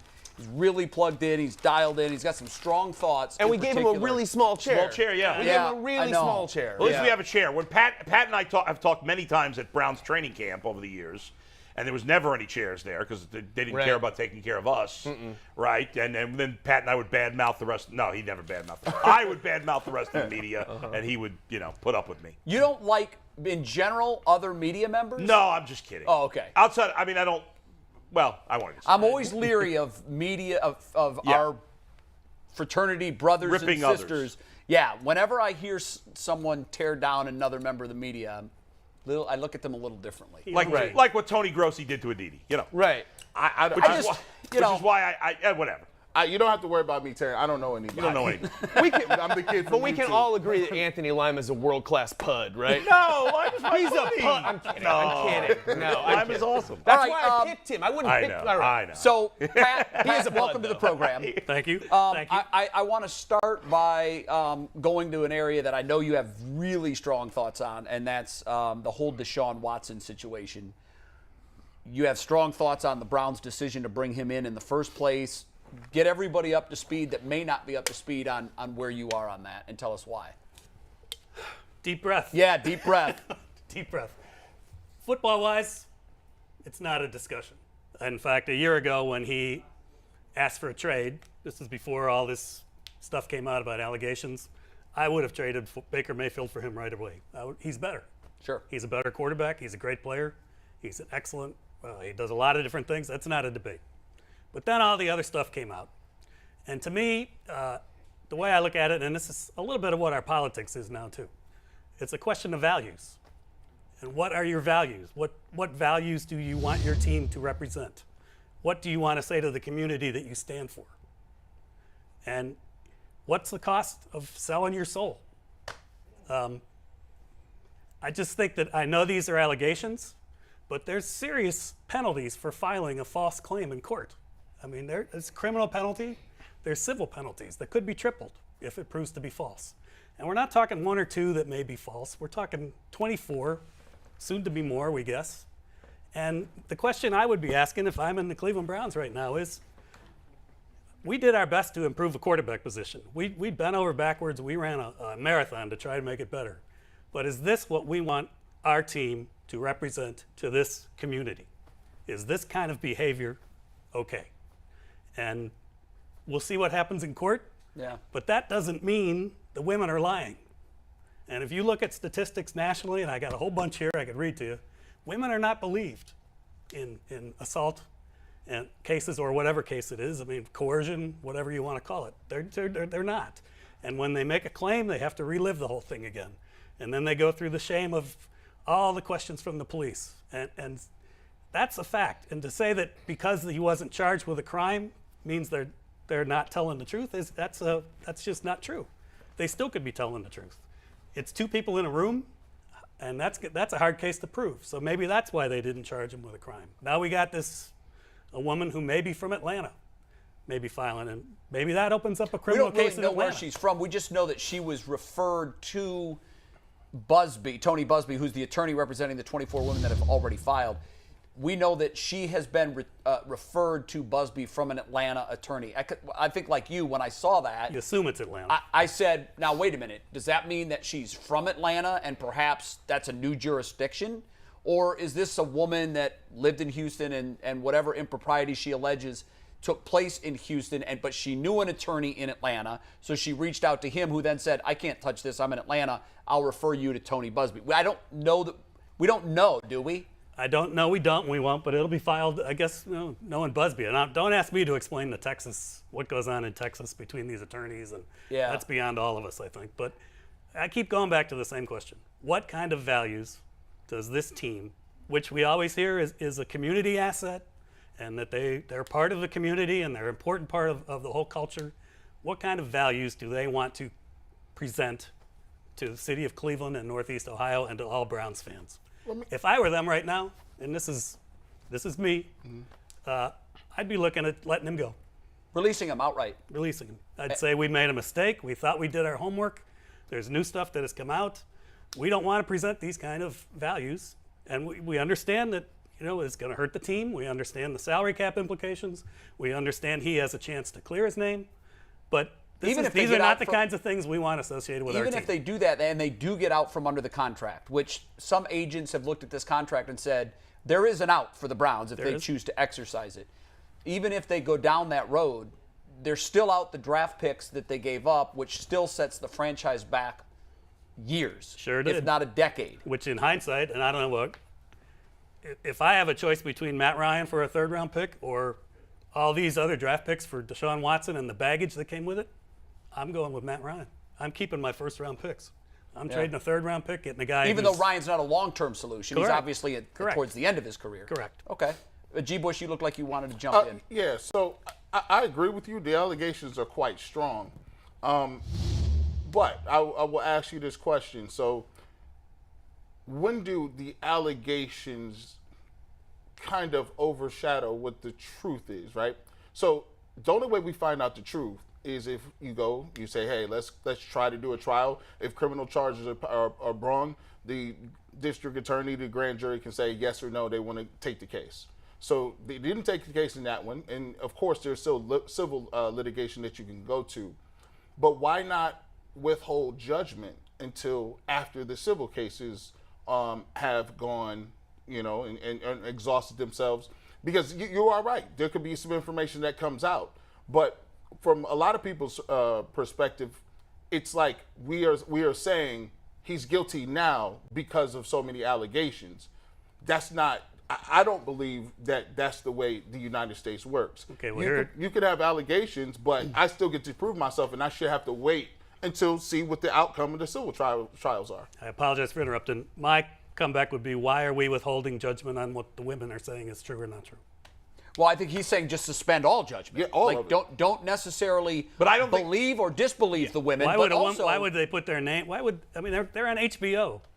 They're putting their name and their face out there. They're putting their whole lives at risk. Why would they take that risk? There's a lot of people that do a lot of things that we don't have clarity about, right? There's lots of people who said things that may not be true. There's people who've said things that were true and it came out the person was lying. My part is the only thing that we can do as adults is to say we have a way to figure these things out. It's through the court system. Now, I don't like the court system all that much because sometimes the court system has unequal outcomes. We know that. My thing is I have to go to the criminal. I can go to the civil. Me as an adult, I know it's uncomfortable because I want him to play. I know it's uncomfortable as a fan because I want to know what my team's going to do.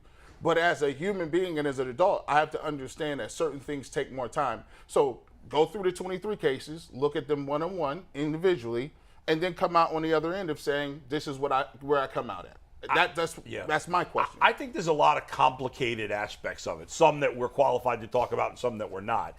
I would say, though, that if you think about the justice system, you have two groups of people that have often been screwed by the justice system. Mm-hmm. One is black people, and one is women that accuse men of these type of things. Mm-hmm. Both of those groups have been screwed. And in this case, You have both of those groups against each other, which make, to put it in a simple term. So it makes it very complicated because some people are like, women always get screwed, I'm going to believe them. And some people are like, black people always get screwed in the courts, I'm going to believe him.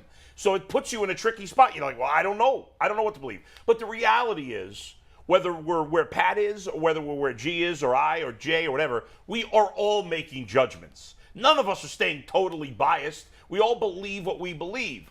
It seems, obviously, Pat believes the women. G, you seem to believe Deshaun Watson. I want Deshaun Watson to play. I'm not against him being on the Browns. Do you want him to play if it's proven in court that there was wrongdoing? Like if we get guilty, yes. If we get guilty verdicts, yes, and just say one, yes. Do you still want him to play for the Browns? As much as it would pain me internally in some ways, I'm not going to be a phony. Yes, I would still want him to play. And this is, as I mentioned before, something that I have changed my mind on in recent years because, like I said earlier, I did not want Kareem Hunt on the Browns. I did not want the Bengals to draft Joe Mixon. When the Cubs first traded for Aroldis Chapman, I was like, I don't really want this.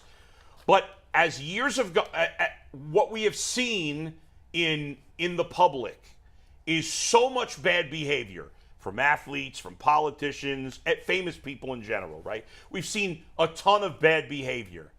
And it seems to me that athletes are punished more than anybody else. And they're put as a higher standard. So if everybody else is ultimately, if Deshaun Watson did these things, if he did, and he goes to jail, I got no sympathy for him. I'm like, if the league decided to ban him permanently, I wouldn't rip the. If it turns criminal and he goes to jail.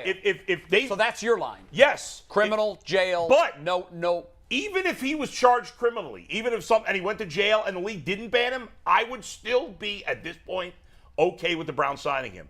And that is a total departure from where I was. Well, but ultimately, if the league decides to kick him out permanently because, for somehow we know for sure he's guilty, then I would be okay with that too. But the reality is that in most walks of life, guys are not kicked out permanently. And as a fan, you're left to decide, well, what are my options here? And if you choose, Pat chooses, or any fan chooses, hey, I'm disgusted by Watson. I'm not watching this team. I have no problem with people taking that tone. It's an individual choice. But I also think it's unfair for people that feel that way to tell others they have to feel that way too. I think everybody's going to make their individual choice. Okay, Mike, you set up. That's all right. You guys are touching on a lot of things I was going to say, but we're all on a spectrum. That's the point. I mean, Yes. Everybody's on a spectrum of acceptance of this. Pat's at one side, and then you have G. Bush right around here, and then there's some dudes who are way down there who are just like, I don't care what he did, put him in right now, who don't even care. We're all going to have to find our own spaces. Nobody's wrong because it's a subjective thing. That's the important thing to remember. You're not wrong for this, obviously, but my question is, as we said, there is a spectrum, and this isn't a gotcha or anything, but how did you respond with the Kareem Hunt when we signed Kareem Hunt? I was State of Browns fan. That's a good question because I was thinking about that on the way down, and that's a good example of a guy who made the most of a second chance. He made the most of it, but you saw the footage. Yeah, you saw how it went. It was horrifying. Yeah, it was ugly. Yeah, but he redeemed himself to you somehow. Or did you ever consider saying, "I'm not following the Browns right now because of that situation"? I was in a different world at that point in time. Okay, all right, I was a different point in life. We all changed. I had a family to support. Here's another one. I was turned off by it, but he has. I always go back to. I was thinking about this too. Springsteen did an interview. If you Springsteen fans here? Boo. Sure. Yeah, of course. Yeah. He did 41 shots. That was controversial when it first came out.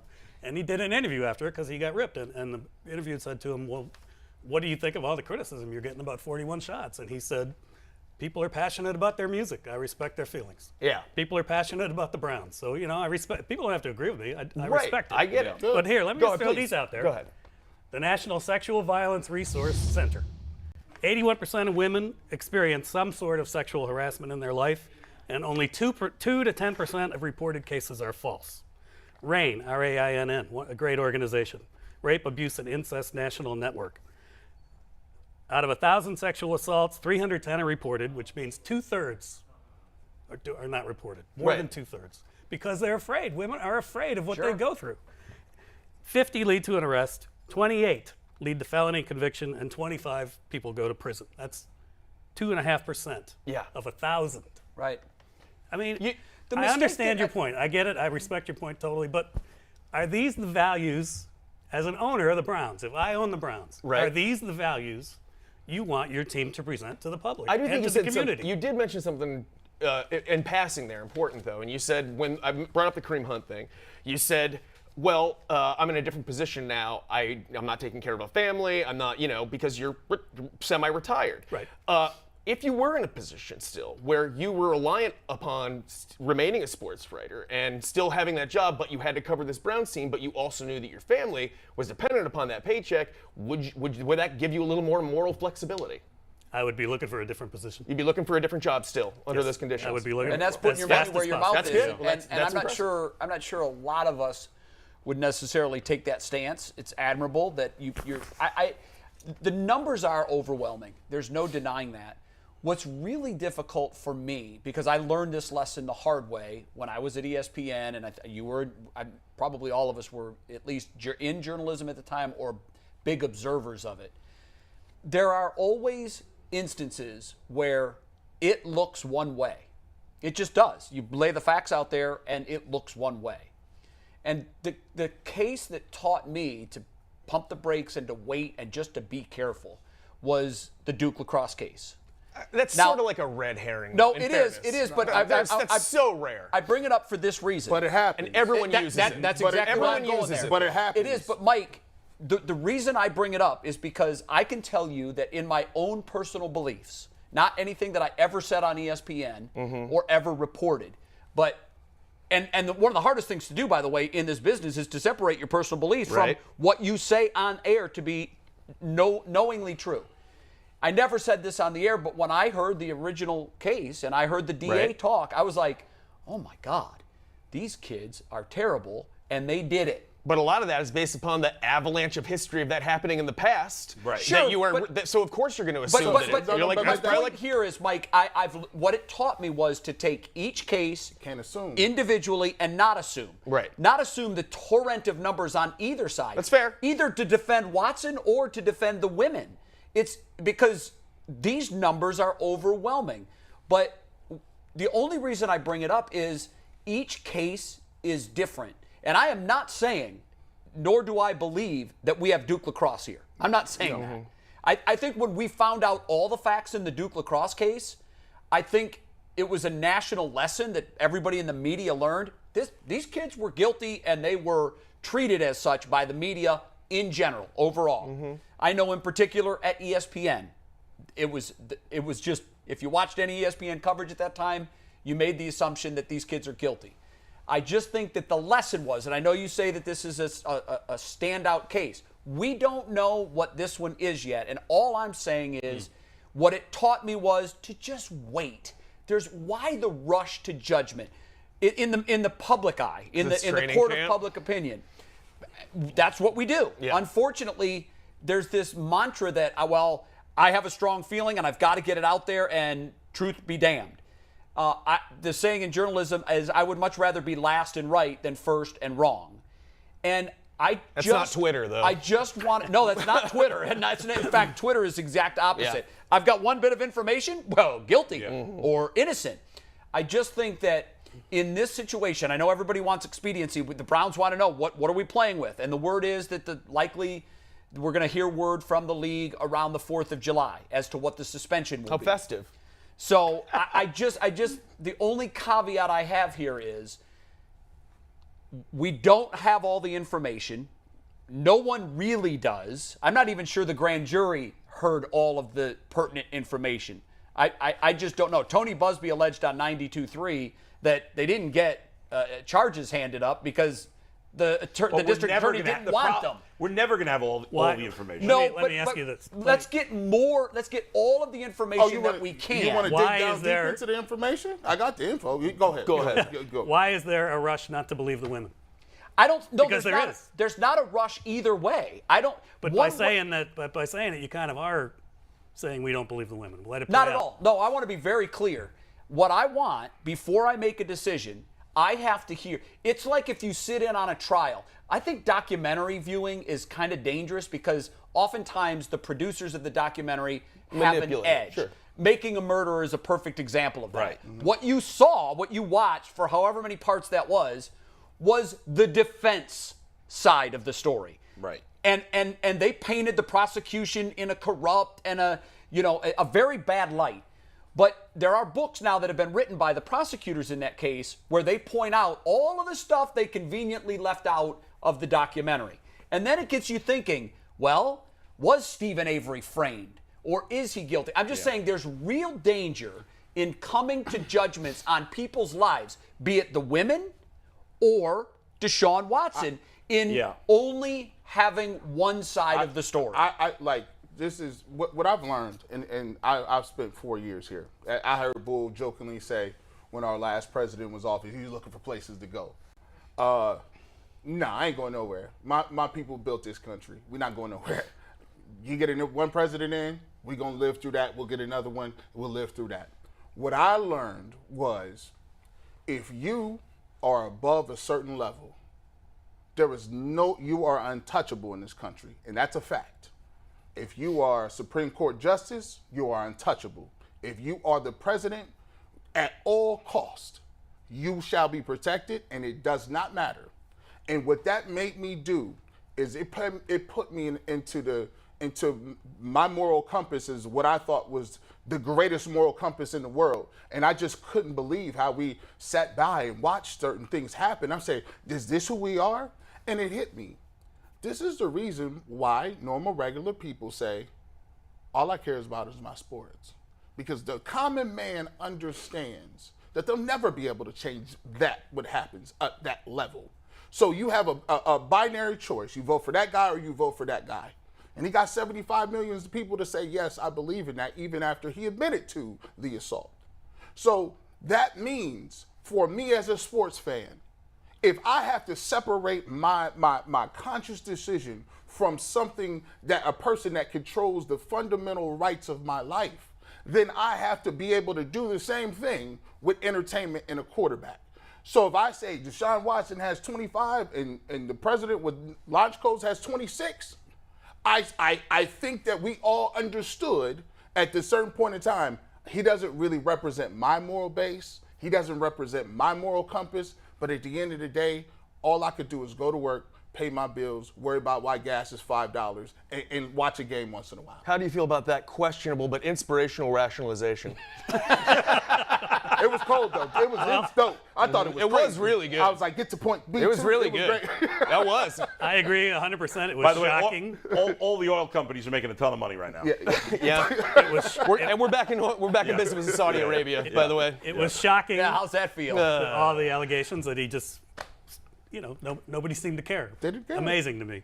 Yeah. But my thing is, if you have a kid, and I always love Greg Popovich because he says, we should look at it as we expect of our kids. Although why do we expect a D-bag to the media? Why do we expect? That's not true. Why do we expect more from different things from adults than our kids? Or why do we expect more from our kids? If my 10-year-old went to school and came home and said, I got failed on a test because I cheated, and I said, why'd you cheat? And he or she said, well, everybody else was cheating. No. Wrong answer. It's not. It doesn't wash that way. And I'm going to tell you what. So just because other people, Pat, if my parents were sitting here, right, and they told me, even if I was innocent, my parents would say, no, you're not, because you shouldn't have been doing all that, even if they consented to doing it. So it gets to, and I think your point was about values, which is exactly what I'm saying. What are the values that the Cleveland Browns want to represent to their community? And does this, even though there are allegations, I get it, I understand it, but look, if you read it, you cringe. It is cringeworthy. And are these the things, the values we want our team to represent? There have been other cases 26, that were 24 of them? Well, I'm just saying individual cases. I'm just saying people that we as a society judged one way or another. Yeah. Did it or didn't. And we were all surprised to find out. And by the way, they did or they didn't. It's probably very likely in this 26 cases that some of them are 100% honest, that some of them there's some gray area, or that some of them maybe the women changed their mind after it happened, and some of them are maybe totally false. There's probably a mix within even the group. And let's be clear. There's some people that nobody will ever say this. Some people do want money. I just want to be clear about that. Some people's motivation could perfectly well be. But it also doesn't mean that nothing happened to them. That is correct. They might have been like, well, what was wrong what he did, but I'm not going to do anything. Oh, I have a chance to get money? Sure. That's the possibility. I look at it like this way, and this is right now, when the NCAA came to me and said, hey, we're doing a class action lawsuit, Garrett. Concussions are a huge thing. Have you ever experienced some headaches? Kinda. I mean, who hasn't? Who hasn't? Yeah. Do you have any aches and pains? Yeah, sure. Do you think you ever had a concussion without knowing? Yeah, possibly. Well, you fit the description of somebody who's going to be in a class action lawsuit. Did you decide to join or not? You automatically are into it. And you have to default out of it. You have to default out of it. Did you? And hell yeah, I stayed in it because you don't know what will present itself down the line, right? Sure. So I'm giving you a valid thing about I'm not cognitive deficit. I don't have a cognitive deficit today. I might not be running around thinking about crazy things. But guess what? There are people in that class action lawsuit that probably are perfectly fine, never had a concussion, never had a thing in their life. But guess what? He opted in, right? I'm looking at it from a perspective. Yes, there are some women that said, well, yeah, maybe, I never really thought about that. He did have that small cloth on. Yeah, he did kind of do some weird stuff that's kind of, but did I think it crossed the line? Not really. But if I can get 5, 10, 15, and he's not going to debate it, I'd do it. On the other hand, there may have been situations where Deshaun Watson showed up on the table completely naked, which is inappropriate. Maybe moved his penis onto some girl's arm. Facts. She rejected him. Maybe he said, okay, I won't do anything. No problem. But that's already out of line. That's a fact, too. But that's already out of line. That's a fact, too. So, who knows? Pat, what's your advice to Browns fans who are really who are struggling with this in the way that you do, who just want to watch football, they just want to like their football team, they just want to, they've been lifelong fans. Is your advice to them, you guys have to stop supporting this team or else you are morally bankrupt? Well, I can't make that judgment for anybody. Right. So it's an individual choice. That's got to is be what there. You're saying. Yeah, exactly. But I would urge them to do some research on how women are treated. Right. Who make sexual assault or whatever claim. Okay. I don't even know if assault's the right word. So they believe, though, that they believe the women and everything, but so they do. They believe what the women are saying. They want it, but they want to watch football. What do you say? You say change your team? Do you say you shouldn't watch football then? Or what are you going to do? Are you going to you're not going to watch any football? Or you're not going to watch the Browns? You're not going to support the where do we turn is what I'm asking the people who can't handle this. You got to make a judgment on whether or not this is the kind of values that you want to share. I mean, if that's the front office of the Browns values. Here's my next question then. I have a hard time believing the coach and GM. Can you ever watch the movie Jerry Maguire again? I mean, after what Harvey Weinstein did.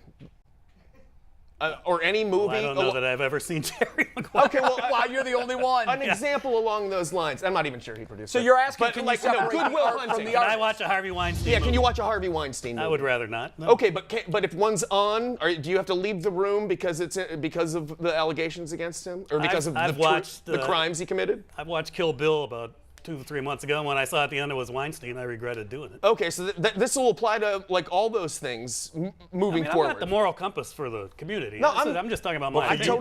But for you personally, I mean, are you going to be able to do this across the board with things whenever something's? I mean, can you enjoy a movie starring what's the guy from the President Show? I know. Spacey, Kevin Spacey. Thank you, Kevin Spacey. Can you enjoy a Kevin Spacey movie? You can't. No, I cannot. So it's going to go individually. Do you have to look at the credits of a movie moving forward before you can see whether to engage with it or not? And I know that it sounds like I'm being trite. If I know Kevin Spacey's in it, I'm not going to put it on. So so that's going to go with everything for you moving forward. If somebody involved, that's fine. I don't know you personally, but if somebody was involved in something that you consider to be morally reprehensible, then you just won't in any way engage with that product. I'll try. Yeah. What if he had a bit part? What if he only did a cameo? Did you give him a bright light here? I know. Listen, I actually think Mike's. Correct me if I'm wrong. I think Mike's asking these questions because I think you're struggling with the same question that Pat struggled. I think we all struggle with some of this stuff. Where do we walk away with Mike on this topic? And I believe actually that Mike is more closely aligned to you than it might appear. Yeah. It is a struggle. Because I know you struggle with this. And these are the questions I'm asking myself about. I will also say that I think that the Browns took it to another level with the contract. Right. They didn't just sign him. Trading They for him broke was one thing. I Right. mean, you're conflicted. It's like, wow, holy smokes, Yeah. I got to deal with this. And you know what? Then That's a great point because that took it to a new level. And they can say, because I'm sure they would say, well, it was the only way we could make the trade. We had to extend his contract and give him a new deal. No, you don't. See, you know No, what? you don't. I'm with you, Pat, and here's why. The first question I asked was, and I know we disagree on this, but this is just the way I processed it. Yeah. Were we so bad off that we had to do this? Were we in that place where Trent Dilfer wasn't our starting quarterback? And the other thing, too, And then sorry to interrupt, go ahead. You go to not just a big contract, an unprecedented contract, which has changed the financial landscape of an entire sport. So it's almost as if we said, we are in an absolutely untenable situation with Baker Mayfield, which I didn't believe we were. Right. And it's so bad, we're not just going to replace him, we're going to replace him with the guy who is really under a lot of public scrutiny, and we're going to do so with a contract that is going to be just as surprising to the actual trade itself. And I flashed back to when the Kavanaugh hearings took place, and Jeff Flake, the senator from Arizona, getting on the elevator, confronted by two women who had been assaulted, and said, "Are you telling me that what happened to me doesn't matter?"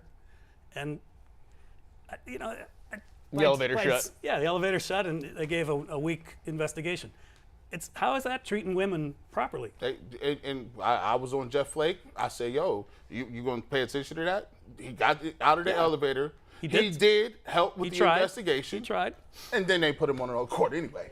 So, it was what. I'll tell you this, and I'll give you a quick one, and we'll get up out of here. When Colin Kaepernick was blackballed out of the NFL, there are dozens, countless black people, African Americans, minorities, said, I will never watch the NFL again because they railroaded him and got him out of the league. He still doesn't have a job for kneeling. Which is absurd. That was absurd, right? He still doesn't have a job. And then the league essentially paid him because they were likely going to lose in court. And lost in court and got sued. I was so conflicted over that. And guess what happened? He forgot about it. Season rolled around. I'm watching football. Your option was hockey. Right. So why would he be banned, essentially, and this guy be rewarded?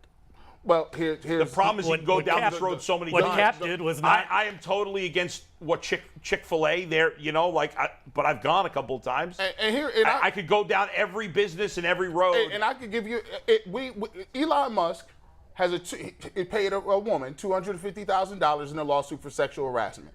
He's going to buy Twitter. Every single person, every corporation, every individual in our industry is not getting off Twitter at all. But I still get what Pat's saying. Should we just accept that? If Elon Musk buys it? Yeah. Yes. Anyway, let's have some fun. But by the way, can we give him credit? I'm going to give him credit. Because not only is what he's saying saying how he feels, but he's standing on his principles. Right. He ain't just talking. That you have to applaud. He's standing on. He said, if it's I get off Twitter, if Elon Musk got it, I'm already half retired because of it. If you believe that, that's a person with a moral compass, bro. If he believe in it and he walking the walk and it's taking that out of his pocket, like think about it. He taking money out of his pocket. I can rock with a person that believes in that much with conviction. And you are going to limit your entertainment options pretty quickly, though, just so you don't have to just sit under a tree and read a book pretty soon. Enjoy reading. Oh, all right. Well, let me say this. Bull, I know I speak for you, too. Yeah. We were never close at ESPN, but I always was a fan of your work, number one. And as I would talk to others in the company about you, I always heard the same thing about Pat. One of the best guys you'll ever know. And I can tell you that my personal experiences with Pat are absolutely in line with that. You are taking a position that is unpopular, and you're doing so at whatever professional peril might come along with that, but you're so convicted to it that you're willing to go there. And that's the personal choice we're all making, right? It's okay for Pat to look at the body of evidence that you've seen and say, I believe the women. That's perfectly okay. That's your option. I understand why maybe G. Bush or Bull can look at it and say, I'm less inclined to believe all 24, but perhaps somewhere in the middle lies the truth, which I think we all can agree on is probably where we are. I find it impossible to believe that 26 women are in grand conspiracy making this up. Right. But ultimately, if he's allowed to play, I want him to play. Right or wrong, that's how I feel about it. But I just want to say that I think there's a mutual admiration and respect for what you're doing. 100%. And I didn't want you to feel like you were under attack for coming in here and sitting there. And no. Yeah.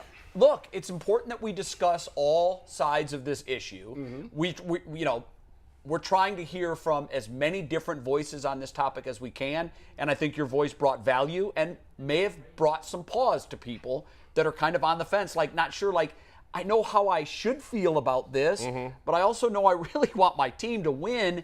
Does this make me a bad person? We're all doing those mental gymnastics, I think, as we sit here.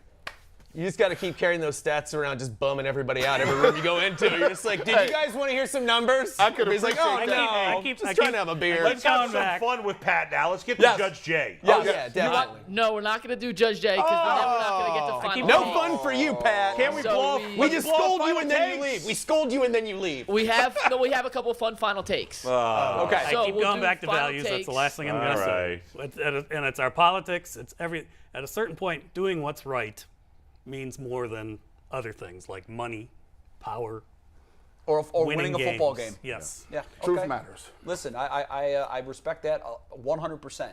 McNuggets, do you want a break? We do have to break so we could pull in Polk's pictures.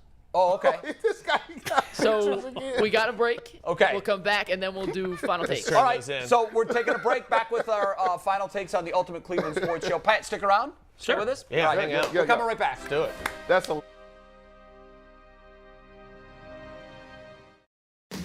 Hey Cleveland, it's Adam the Bull. And if you love sports as much as I do, then you've got to be watching the new Ultimate Cleveland Sports Show. But if you don't have 2 hours to watch it live or on YouTube, well, there's a podcast version, so you're in luck. Listen to it anytime, anywhere. We're doing things on this show that no one else is doing. We're getting crazy. Find out for yourself. Check it out wherever you get your podcasts.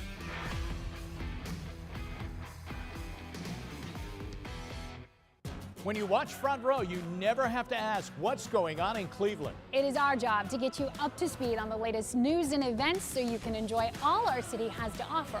We are bright, bold, and all about the action. Whether you're a diehard Browns fan, waiting on breaking news, or searching for a special event for a weekend away, Our hometown has it all. So join us. We're waiting for you. Front Row, weeknights at 7. seeing, knowing, and understanding Northeast Ohio is something we take very seriously. Because in our connected world, what happens in one community can have an impact on others, leading to difficult challenges and opportunities for reflection and growth. So, for in-depth analysis of how today's top stories affect you, your family, and our communities across Northeast Ohio, join us for 3 News at 6. So you know what matters most. Hi, my name is Jay Crawford. I'm a lifelong Cleveland sports fan. My favorite all-time Cleveland sports moment, you're not going to believe this, it was Rajay Davis's home run in Game 7 that tied the score. My favorite Cleveland sports moment would have to be the Kyrie Irving 2016 shot. It's the only time that I've ever cried over any sporting event. And my ultimate Cleveland memory is when the Cavs won the championship and the day of the parade. It was one of the greatest experiences I've ever had in my life. Do some stuff on the slide. All right, did we get Polk's pictures pulled into the system? We do. Yeah, we do. They're done. They're done. Okay, so we were just talking with Pat in the break. Final Takes is the equivalent of Parting Shots on the old Sports Reporter show, which I thought was one of the best shows in the history of sports television. It's just something that you might be moved by, something that you're hot on, something that you just like to spotlight. We tend to keep them in the minute range, but Bull likes to go 5 minutes. Sometimes I go 10 minutes. 12 minutes. You know, and the order is Bull always starts. Yeah. Jay, excuse me. Yes. Before we get to that. Oh, what the internet is saying. We do, before we do Final Takes, we have to give some shout out and some love to PCC airfoils. Yeah, there are guys. Internet Do you comments. use favorite PC, airfoils. Do you use these airfoils? Oh, I use you Airfoil? got your life. Your life will Who I change. use, yeah. Pat's a lifer, a PCC lifer. Are you looking for a job with career advancement and great benefits? PCC Airfoils is a leading manufacturer in Northeast Ohio, and all locations of PCC Airfoils at Eastlake, Menor, Wickliffe, and Minerva. That's how much are I love hiring them. for all positions starting at $18 an hour and up. Plus, get a full benefit package, paid time off, and a signing bonus. Apply online at precast.com/careers to learn more. And we got a lot of. They are the best tasting airfoils too. Mike Oh my God! I had 2 on the way here. We had a lot of internet comments today based on the best sports city and why people are supporting Cleveland and kind of backing that. So I'll just read a couple of those. This is from Chris Murray. She grew up in Pittsburgh but chose to live in Cleveland. It's easy fan base. When you have a history of winning, Cleveland fan base doesn't necessarily, but they're more sincere and dedicated than anyone in black and gold. Wow. So, take that. Boom. We had someone chiming in from Texas, and they say it's not even close. Texas fans are not faithful like they are in Cleveland. That was William Ashburn. And we'll go one more. This is from Muppet. The Cleveland Muppet. Definitely top tier. Fans have rallied around the Cavs and Guardians at times, but nothing like the insane loyalty to the Browns. I think other cities may have more broadly knowledgeable fans due to larger populations, but nothing as specifically intelligent as Cleveland. The Browns, though, do need more than one chant. That by itself is annoying. That's we do. We only here we go Brownies. Yeah, I do wish there was more. Yeah. But you know what? He separates Browns fans from Cleveland sports fans. I will say this, because I did sort of kick Cleveland sports fans by saying that they should never have let an invasion visiting city take over a stadium like they did Game 7 of the 2016 World Series. But if you just put Browns fans, I think the Browns fan base put up against all other sports fan bases, I think that's the best. Because what we've had to endure, and we keep coming back. My only beef with our fans is there's a percentage, I think it's a small percentage, but there's this percentage of fans that only care about the Browns, and they like to make fun of the other two teams. Yeah, I'm not down with that. There's a small, and those people annoy me. What are you talking about? This is disrespect. Listen, the Indians should be on you guys. You guys are Indians and Guardians fans. How you going to sit up here and talk about that? And they got the all-time sellout record. Ever. Yeah, that was 2 decades Who cares? ago. They still got it. Right now, they're 26th in the league in attendance, and they're almost in first place. That's like saying we still about to talk about Otto Graham, 1964. I'm not talking about. I don't give a rat's bleep about Otto The Graham. Cowboys been trashed since the 1980s. I know you do. Guess what? He's always swearing like that. Hey, I'm just saying, you got to give credit where credit is due. When the team is good was good, they showed up more than any other team in Major League Baseball history. Yeah, but that's fair weather. The team is. You got to support when they're not good, too. The team has been good. Well, I don't necessarily agree with that. I do. I'm a Browns fan. That's why the Browns fan base I'm not going to go to a movie if I think the movie sucks. I mean, No, I'm not asking you to go to see a movie that you know sucks, but we're such good fans. We know our team sucks, yet we still go. But can we all agree on the that Browns? The Cleveland sports fans are the PCC airfoils of sports fans? 100%. 100%. That's undeniable. 100%. That's undeniable. Great way to sum it up. Now, do we get a signing bonus for being a Browns fan like we do? Yeah, I wish. Okay, Bulls on the clock, right? Bulls up first. Final take. All right, guys. I go to Little League again. I have an admission to make. Oh man. I yelled at an umpire last night. Oh, you're that guy. So, obviously, our team has been struggling. We've lost a lot of close games. Last game, we got destroyed. But our kids, we played one of the best teams in the league last night, and we really hung in there. We actually lost by 1 run. But it was 1-1 in the bottom of the first. And the guy up in the game is like a kid. He's like 17, 18 years old. And you yelled at him? And he was... First of all, he's called strikes that are going over my kid's head. All right? Child. But I let that go. No, it wasn't. Yeah. He's a child. So he's not a child. He he's can't vote. He's a child. Yeah, he's legally a child. I don't know how old he is. He just looks like he's young. Right. Okay. All right? So there's a play. It's 1-1 bottom of the first. There's a little nubber back to the mound. My pitcher comes running in, grabs the ball, tags the kid running home. The umpire calls him safe, said he slid under the tag. Okay, first of all, he didn't slide under the freaking tag. He was out. He was out. Number 2, this is Little League. All right? He beat him by a mile. Unless you're 100% certain, without a doubt, that he somehow missed the tag, you call it out. Facts. It's hard to get outs in Little League. Right. He tagged him like obviously early enough. He said he missed it. Ridiculous. That ended up costing us 3 runs. Well, that was the winning run. We were down 4-1. We rallied in the top of the 5th, scored 4 runs to tie the game at 5, and then they beat us in the bottom of the 5th to lose the game. I did go 2 innings later and talk with the umpire, and I did apologize for yelling at him because I don't want to be a bad example for the kids. But get the freaking call right. You're getting paid for crying out loud. I'm not getting paid. He's getting paid like $20. I'm giving all my time out for free. I'm not getting paid to he got $15 to do that. He got more than that, $30. There's a real shortage of umpires right now. I know this because our league commissioner told everybody in my league that. I have a good relationship. Don't yell at them. I have a good relationship with all the other umps. Just this one. Just this one. Imagine. No, I did apologize. I did, and one of the fans on the other team heckled me, and I wanted to tell them to go F themselves. Mm-hmm. If you're that fan that heckled me yesterday, go F yourself, because you were out of line. But you were out of line. Well, they didn't heckle me they heckled me when I was out on the field talking to my pitcher. They're like, we got another game coming up. Wow. And I'm like, just sit on your fat ass and stick there. There should have said that. There shouldn't be any umpires out there. You know why? Because you guys are paying 15. PCC airfoils pays 18. 18 plus the signing. We're not paying 15. We pay $30 a game. But you get no signing bonus, and you do not get the 18. And paid time off. You also don't get the pride of knowing you're making the best airfoils in America. Fair. Yeah, point. They're not making airfoils. They're just not. Can you I will say, go easy on the kid. Imagine being on Bulls Little League team and having to watch this show the next day afterwards and be like, I hope coach doesn't blow me up today because I didn't do so well. You already got 2 of them playing in the dirt. All right. I don't yell at the kids ever. G. Bush, Never yell at the kids. spotlight's yours. Hey, man, today, I'm going to just shout out the show, by the way. I'm going to shout out what we doing here. People said it was groundbreaking. Wow. Yeah, it is. It was, right? Some did. Some did, right? Giving ourselves a nice stroke here. Well, here's the thing. I'm not going to lie. This kind of discourse, you're not going to find that on the radio. You're not finding that on your television programs. You're not, people say we need a woman's perspective.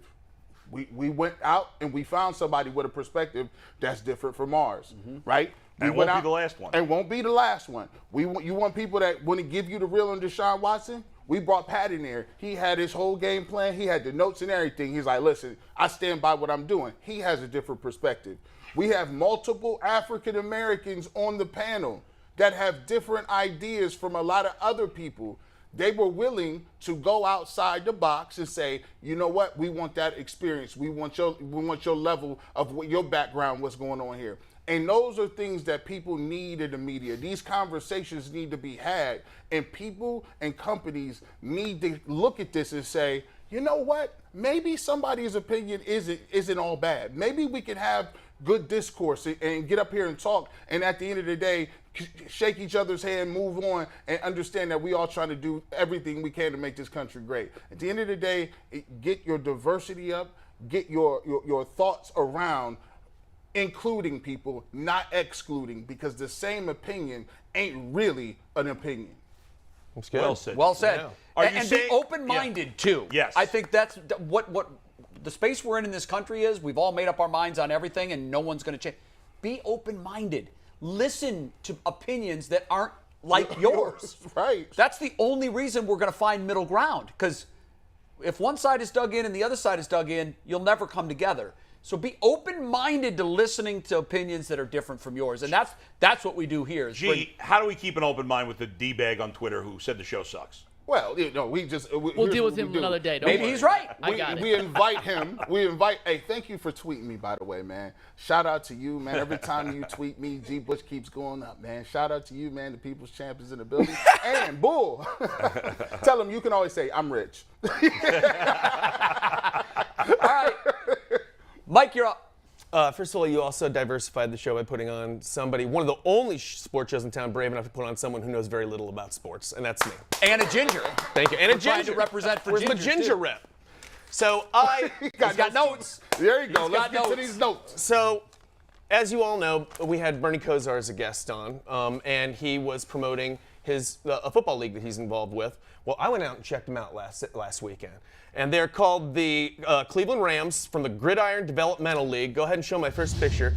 Here I am at the game itself. Very fun game, amateur football. And I am happy to say, gentlemen, that The Cleveland Rams were victorious. Show the next one. Nice. There it is. You can't, I got a bad shot. It's hard to 30 see, to but 24. regardless. 30 to 24. Big win against the Columbus Fire, you guys. I mean, nice. Enormous. Is that our win. rival? Yes, they are. They are our down south rival. I hate the Fire. Oh, you hate the Fire. I mean, them. I will, and it was a great product they put on the field. I will say that the Rams look great. Little, at times, a bit unprofessional. Can we go ahead and show this next picture? One guy on his phone. I do not agree with that. Wait, is that our team? That's our team, unfortunately. I'm calling out our own Somebody team. should be finding him. You should not be on your cell phone, sir. And number 77, I can't. It's Williams. It's Williams. Oh, we expect more from you, Williams. Are we cutting him? Can't be. By the way, we don't have it, but he also has his coach walked right by him while he was doing that too, and he didn't even say anything. All right. Now let's check out where the rankings are at now, guys. Here are the rankings. We are, of course, in the Eastern Extreme North Division. The Baltimore Lightning are, you don't want to Extreme North Division. Yes. And it's spelled with an X, so you know they mean business. Cleveland Rams, right now, tied up with the Erie Express, who are obviously formidable, as always. And then the Columbus Why have the Fire just played once? It's a mess. What's happening I was looking through the rankings, and some of the teams haven't played a game yet. Some have played 9. Are we bringing expansion teams in mid-season? I think it's just want a team? I think Got it's a some team. of them don't show up. Here's my problem, though. We look at this other division, the Eastern Extreme East Division, has another team to contend with. I feel like I like our odds because we only have to beat 4 teams to go to whatever the next level is. Major League Baseball used to have 6 that. games already. But I want you guys to point out No, 3. I want to point out number 3 there. That's the Upstate Predators. That's a terrible name. This is my gripe. This is my gripe, you guys. I'm talking to you, Gridiron Developmental League. We got to get the name the Upstate Predators out of your league. That sounds like a sex offender. And yeah, that's not good. And you also are illegally using the actual image of the Predator from the movies in your logo. And you know that they is didn't pay for it. trademarked. Yeah, they didn't pay for that. You didn't pay Universal Studios to use that. I know you didn't, Upstate Predators. Get your act together, Gridiron Developmental League, and go out and support the Cleveland Rams. It was a fun day. I know. Bernie's all in on that league. Yeah. And the guys are great. We had one of the players in studio when Bernie was in. Yeah. Can you imagine the conversation on when they're upstate, wherever that is, they're all sitting around a table going, guys, we need a name, we need a hook, we need something good, something that's going to stick One with guy the with kids. glasses and a mustache like, the Predators? Predators. And everybody co-signed that. Yeah. Like, that made it through the idea stage. It won the vote. And now here we are with a stolen logo. Yeah, but what's weird is that's a division said the North, and it was like Buffalo, New York, Syracuse, and then Charlotte. They're still figuring They're stuff not out. extreme North. There is one. I think the Extreme West or something only has 3 teams. That's the one you want in. You only have to beat 2 teams to go to the playoffs.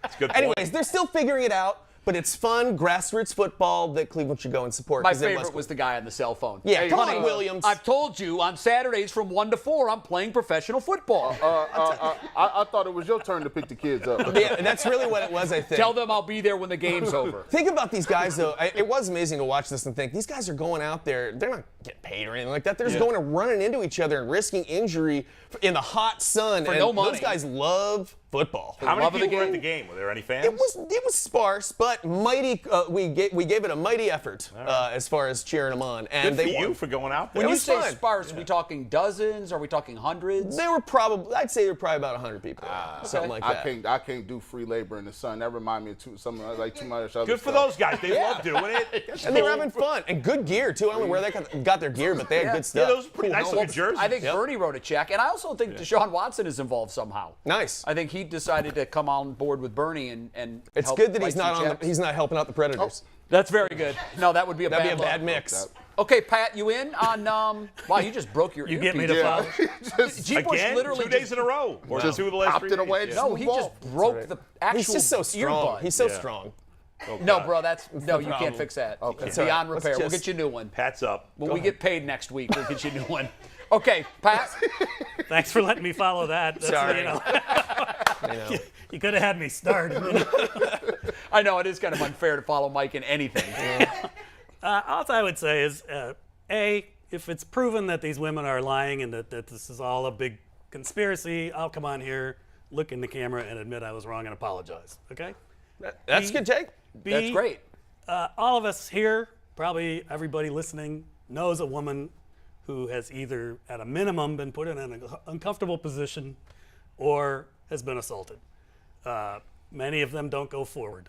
The only thing I would say is do not dismiss what women say. What women say matters, it's important, and it's important to listen to them. Thank you, Pat. I completely co-sign that. Listen, and educate yourself. Okay, mine is not nearly as profound. I was sent a video yesterday that really drove home to me what baseball is missing. Baseball's missing more guys like Joey Votto. They need more Joey Vottos. This is a video that happened a couple nights ago. A fan in Arizona, clearly a big Joey Votto fan, held up a sign, "Joey, will you make a TikTok video?" So the young lady is teaching him how to do the gritty. And she wants to make this video go viral. So look at Joey spending time with one fan who has professed her love for Joey Votto. And then Joey and the young lady are doing their dance, and it's being filmed by her mom in the stands. And there she goes. And Joey's not bad at the gritty. I will point that out. Not bad. Says who? But what I'll say I mean, for is, a white guy, he's not says bad. a white guy. Okay. Yeah, for a white guy. You can't do the gritty. You gotta have the white guy curve. Here's my point. Maybe he's not a great dancer. He's a great baseball player, I think. But I also think he's a great ambassador for a sport that is hemorrhaging fans, particularly amongst young people. Yeah. He changed this young lady's life. She already loved Joey Votto and was going to no matter what he did based on that sign. But when she's 50, she'll remember that, and she'll have the video to prove it. And it pains me to say this because I am a baseball guy. I've played it my whole life. It's been my number one sport to watch and be a fan of by far in my life. The one thing that baseball needs is more Joey Vottos and fewer guys that refuse to even acknowledge fans when they're yelling at them. Not bad, I just mean good things. There's this, most baseball players just have earmuffs on and they go about their business, and I know they're doing their job. We need more Joey Votto to try to grow the game in that age group. So kudos to you, Joey. I know you play for the other team in Ohio, but I'll be a fan of yours for life. Very good. Need to see more of that. Less Trevor All Bauers. sports. Yeah, He less also- Trevor Bauer. Yeah. More Joey Votto. He also went sports, to meet the guy who had ALS, players- whose son was holding up the sign. You're So- absolutely right. Players need Yeah. to be good with the kids. They need to sign off. Forget the adults. Yeah. Sign autographs, entertain the kids. Make time. By the way, that girl is now rich. Shout out to her for hustling. That TikTok video is going to be worth about $25,000. Yeah. All them views. It's gone viral. Shout out to you. Hey, man. Hey, listen, I might walk up to, hey, do this video with me, Jay. Dance That's around. TikTok. It'll probably get you 3 or 4 views. Hey, Pat, thanks for coming in. Thank you, Brad. Hey, Pat. Longtime fan of yours and proud to call you a friend. I am. I'm proud to call you a That part friend. I'll take. Back tomorrow, McNuggets. What are we DeQuell gonna- in studio. DeQuell in studio. Jason Lloyd in studio. Wow. Packed show. It's me. We got to do Judge Jay. We missed our Guardians talk. We I ran know. out of time for that. Well, you know what? We if the We also topic's missed 2 of good, the we Browns stay on topics it. we built out. So we just had a lot, we to gotta lot go. going on today. When's the basketball throwdown between you and DeQuell happen? It'll be the next time he could. There were some scheduling difficulties Oh, here. who but flaked out? Neither of us flaked. I'll explain tomorrow. It's a when it long goes. story. Yeah, We're it's a long figuring story. it out for next McNuggets time. done pulled that hamstring at the beach. I was there yesterday, though. I was there. You're chasing seagulls? Yeah, we know. I was hey, on some sand. Hey, you get a little older, you can't be doing all the moves, McNuggets. All right, See you thanks again to tomorrow. Pat. Thanks to Aditi. We're back tomorrow. We got a packed show. Enjoy the rest of your day. Try to beat the heat. Stay cool. AC Have is an ice on cold right lemonade. now.